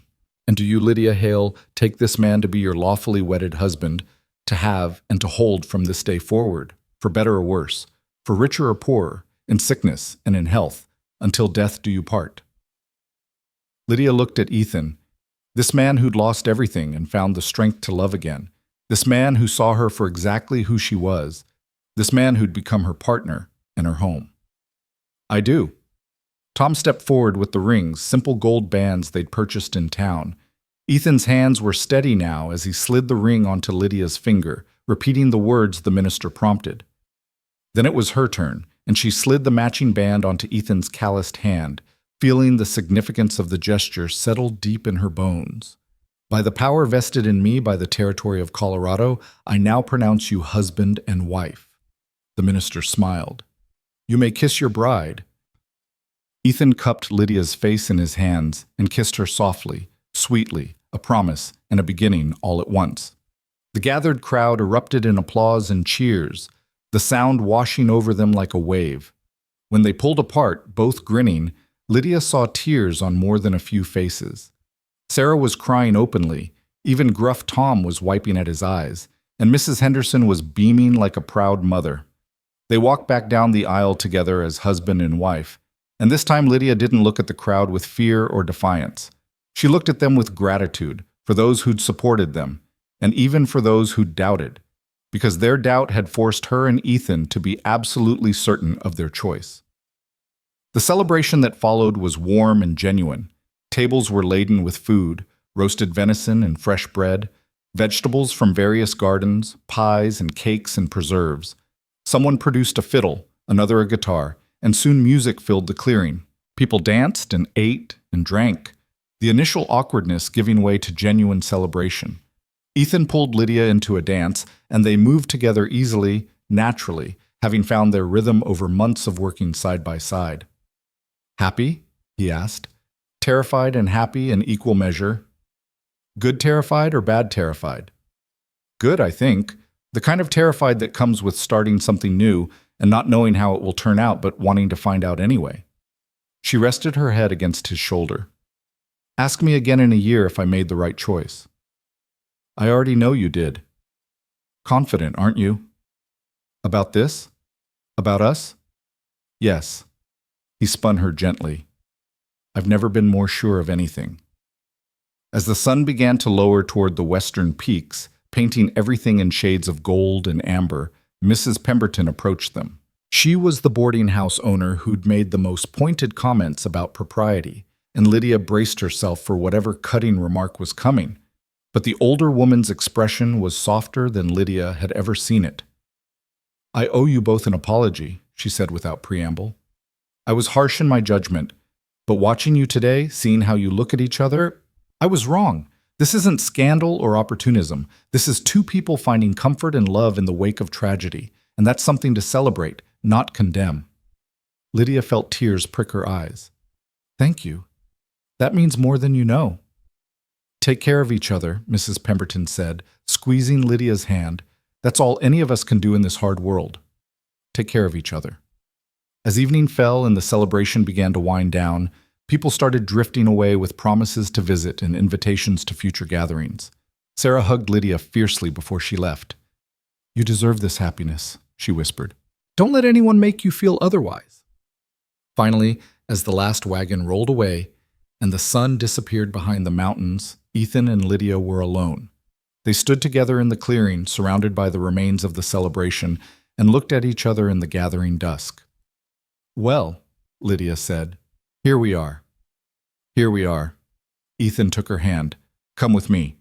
I have something to show you. He led her not toward the cabin, but toward Clara's grave. Lydia tensed for a moment, uncertain, but trusted him enough to follow. When they reached the clearing, she saw that someone, Ethan, she realized, had placed a fresh bouquet of wildflowers on the grave, the same mix of lupine and Indian paintbrush that had decorated their wedding arch. I wanted to bring you here, Ethan said. Before we start our life together as husband and wife, I wanted to stand here with you and acknowledge that Clara is part of our story, that she always will be, not as a shadow or a source of guilt, but as someone we both loved, who brought us together. Lydia's throat was tight. I've been so worried about dishonoring her memory. I know, so have I. But standing here now, I don't feel like we've betrayed her. I feel like we've honored her. We kept her garden alive. We've made the homestead thrive. We've taken the grief she left behind and transformed it into something new and good. Ethan turned to face Lydia fully. She would have wanted that, for both of us. How can you be so sure? Because love doesn't work like that. Real love doesn't demand eternal mourning or ask the living to stop living. Real love wants happiness for the people it touches, even after it's gone. He gestured to the grave. Clara loved us both. She'd want us to be happy. And if that happiness came from finding each other, she'd celebrate it, not resent it. Lydia looked at this grave, at the wooden cross with her sister's name carved into it, at the flowers they'd brought. She thought about all the conversations she'd had here, all the permission she'd sought from someone who couldn't answer. But maybe she'd been looking for the wrong thing. Maybe the permission she needed wasn't Clara's. Maybe it was her own. I forgive myself, Lydia said aloud, the words surprising her even as she spoke them. For not visiting when Clara invited me. For being too busy with my own life to make time for her. For surviving when she didn't. For falling in love with her husband. I forgive myself for all of it. The relief that washed through her was profound. She hadn't realized how much guilt she'd been carrying, how much she'd been punishing herself for choices made and opportunities missed. Ethan wrapped his arms around her from behind. She forgives you too. I know she does. They stood there for a long moment as the stars began to emerge in the darkening sky. Then, together, they turned and walked back to the cabin. Their cabin now, in a way it hadn't been before. Inside, Ethan lit the lamps while Lydia changed out of the wedding dress and into something more practical. When she came back downstairs, he'd laid out a simple supper, bread and cheese and some of the wedding cake Sarah had insisted they keep. "Not much of a wedding feast," he said apologetically. "It's perfect." Lydia sat beside him at the table. Everything today was perfect. They ate quietly, both exhausted from the emotions and activity of the day. When they finished, Ethan stood and held out his hand. "Come to bed, wife." The word sent a shiver through her. Wife, a title she'd never expected to claim, certainly not like this. But it felt right. She took his hand and let him lead her to the bed they would now share, not as housemates or friends, but as husband and wife. That night, in the privacy of their cabin, they came together with tenderness and care, learning each other in a new way. And if there were moments when grief touched the edges of their joy, they acknowledged it without shame. This was how healing worked, not by forgetting the past, but by building a future that honored it while moving forward.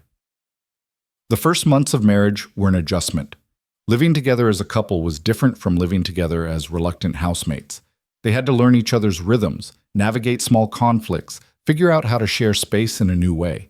Lydia discovered that Ethan was grumpy in the mornings until he'd had coffee, that he had an irrational hatred of reorganizing the barn even though it desperately needed it, that he talked to the animals when he thought no one was listening. Ethan learned that Lydia needed an hour alone with her books each evening to feel balanced, that she had strong opinions about the correct way to stack firewood, that she sang off key while cooking and got defensive if anyone pointed it out. They fought sometimes, over trivial things mostly, like how to preserve the tomatoes or whether to sell the extra vegetables in town or trade them with neighbors. But they learned to fight fair, to apologize when wrong, to choose their battles. And slowly, the cabin that had been Clara's and then a shared space of grief became theirs. They added new touches: a second rocking chair on the porch, new curtains Lydia sewed, a larger bookshelf to accommodate both their collections. They created new traditions, new rhythms, new memories that were theirs alone. Winter came early that year, bringing heavy snows that isolated them for weeks at a time. But the cabin was warm and well-stocked, and Lydia found she didn't mind the isolation. These quiet months gave them time to truly settle into their marriage, to learn each other without the pressure of work or social obligations. One evening in January, almost exactly a year after Clara's death, Lydia realized she was pregnant. She'd suspected for a few weeks, but hadn't said anything, wanting to be certain. But as she sat by the fire mending one of Ethan's shirts, the truth was undeniable. New life was growing inside her, a child who would be both hers and Ethan's, who would carry both Clara's legacy and create their own.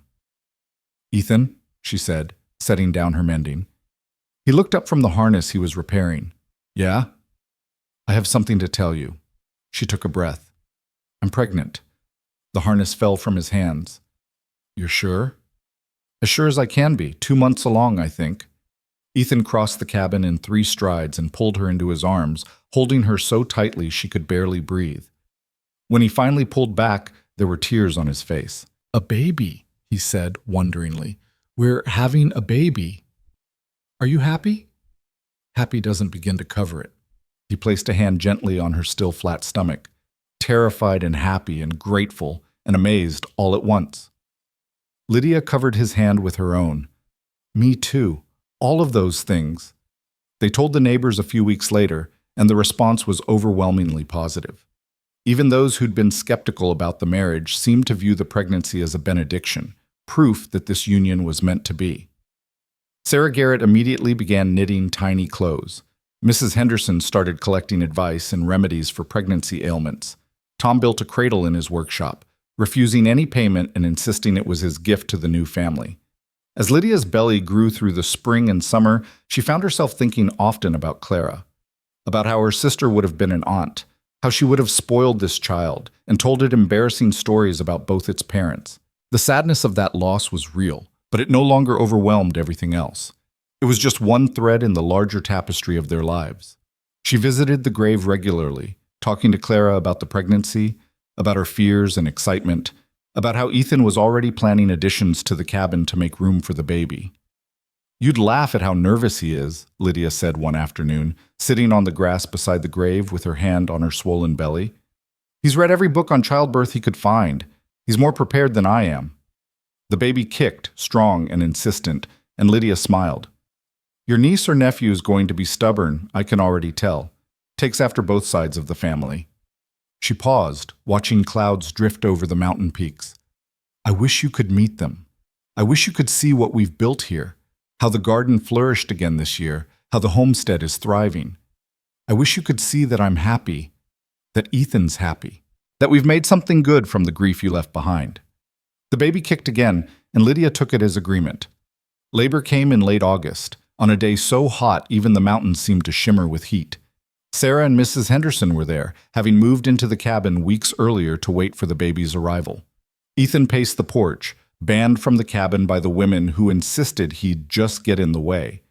It was long and painful and terrifying, but when Lydia finally held her daughter, because it was a daughter, red-faced and howling and perfect, every moment of fear and pain was forgotten. "A girl," Sarah announced, opening the cabin door to where Ethan stood anxiously waiting. "You have a daughter." Ethan rushed inside to find Lydia propped up in bed, exhausted and radiant, holding a tiny bundle wrapped in one of Clara's quilts. "Come meet your daughter," Lydia said, her voice hoarse from hours of labor. Ethan sat carefully on the edge of the bed and looked down at the infant. She'd stopped crying and was staring up at them with unfocused eyes, her tiny fist waving in the air. "She's perfect," he breathed. "She's absolutely perfect." "What should we name her?" Lydia asked. They'd discussed names but never quite decided. Ethan was quiet for a moment, studying his daughter's face. "What about Clara? To honor your sister?" Lydia's eyes filled with tears. She'd hoped he would suggest it, but hadn't wanted to ask. "Clara Lydia Mercer? Perfect." Ethan kissed first the baby's forehead, then Lydia's. "Hello, Clara. Welcome home." The first year with baby Clara was exhausting and wonderful in equal measure. Sleepless nights and endless feedings, first smiles and tiny hands gripping their fingers, the constant worry that came with being responsible for such a fragile life. But through it all, Ethan and Lydia grew stronger as partners. They took turns walking the floor with a crying baby, supported each other through the difficult moments, celebrated every small milestone together. The homestead continued to thrive. With Ethan's hard work and Lydia's careful planning, they expanded the garden, improved the barn, added a room to the cabin for the baby. They were building something lasting, something that would endure beyond them. One evening, when Clara was 6 months old and sleeping peacefully in the cradle Tom had made, Lydia and Ethan sat on the porch watching the sunset paint the mountains in shades of purple and gold. "Do you ever think about how strange it is?" Lydia asked. "How we got here?" "Every day." Ethan took her hand. "If you'd told me 2 years ago that I'd be sitting here with you, married, with a daughter, I would have thought you were crazy. 2 years ago, I was in Philadelphia teaching grammar to ungrateful girls and trying to convince myself I was happy. Are you happy now?" Lydia considered the question seriously, as she considered most things. She thought about the hard work and the isolation, the judgment they'd faced and the grief they'd carried. She thought about the calluses on her hands and the ache in her back from carrying a baby while doing farm work. She thought about everything this life demanded and how far she was from the comfortable existence she'd once known. "Yes," she said finally, "I'm happy. Not in the way I imagined happiness when I was young, but in a deeper, more real way. This life is hard, but it's ours. We built it together from loss and grief, and that makes it precious. Even with the gossip, the judgment, even with that. People have mostly come around, you know, and those who haven't, well, their opinions don't define us." She squeezed his hand. "We define us." Ethan pulled her close, and they sat in comfortable silence as the sky deepened from gold to purple to the deep blue of twilight. Inside, the baby stirred and made small noises but didn't wake. "I love you," Ethan said. "I don't say it enough, but I love you. Not as a replacement for Clara or a way to avoid grief, but for exactly who you are. For your stubbornness and your strength and your terrible singing and everything else." Lydia laughed. "I love you too. Even when you're grumpy before coffee and refuse to reorganize the barn and talk to the chickens like they're people. They are people. Chicken people. That's not a thing. It is in my barn. They were still laughing when they went inside, checking on the sleeping baby one more time before climbing into bed together. Outside, the stars blazed in the clear mountain sky, the same stars that had watched Clara's burial and Lydia's arrival and their wedding and the birth of their daughter. The same stars that would watch over whatever came next. Because there would be more to come, more seasons, more challenges, more joy and grief mixed together in the complicated way of life. But they would face it together, these two people who'd found each other in the worst of circumstances and built something beautiful from the ruins. Years later, when little Clara was old enough to ask questions, Lydia would take her to the grave on the hillside and tell her about the aunt she'd been named for, about how Aunt Clara had loved this valley and this cabin, how she'd planted the garden they still tended, how she'd brought together the two people who would become the girl's parents. "Did Aunt Clara know about me?" the child would ask. "No, sweetheart. She died before you were born.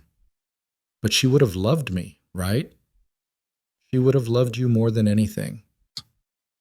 And Lydia would mean it, knowing with absolute certainty that Clara would have adored this fierce, curious child with her father's quiet strength and her mother's stubborn determination. But that was still to come. For now, on this perfect autumn evening with their daughter sleeping peacefully and the homestead thriving around them, Ethan and Lydia were content to simply be, to have survived grief and found love, to have built a life that honored the past while embracing the future. The cabin was full again, not with Clara's particular light, but with a different kind of warmth. A warmth created by two people who'd been broken by loss and had somehow put each other back together, not quite the same as they'd been before, but maybe better for the breaking and the mending. As Ethan drifted off to sleep beside her, Lydia thought about all the twists and turns that had brought them to this moment. The fever that took Clara, the letter that brought Lydia west, the long months of grief and work and slowly growing love, the judgment they'd faced and overcome, the daughter sleeping in the next room. None of it had been easy, some of it had been nearly unbearable, but all of it had been necessary to bring them here, to this quiet moment of peace and contentment. "Thank you," Lydia whispered into the darkness, not quite sure if she was talking to Clara or fate or the universe itself. "Thank you for all of it." And outside, the wind moved through the aspen trees with a sound like gentle laughter, carrying her gratitude up into the star-filled sky, across the mountains, into whatever mysteries lay beyond. The cowboy had lost his wife to fever. Her sister had come to help and stayed to love. And from that loss, they'd built a life, hard-won and precious, and entirely their own. A life that would continue, season after season, year after year, rooted in these mountains they called home. It was enough. More than enough. It was everything.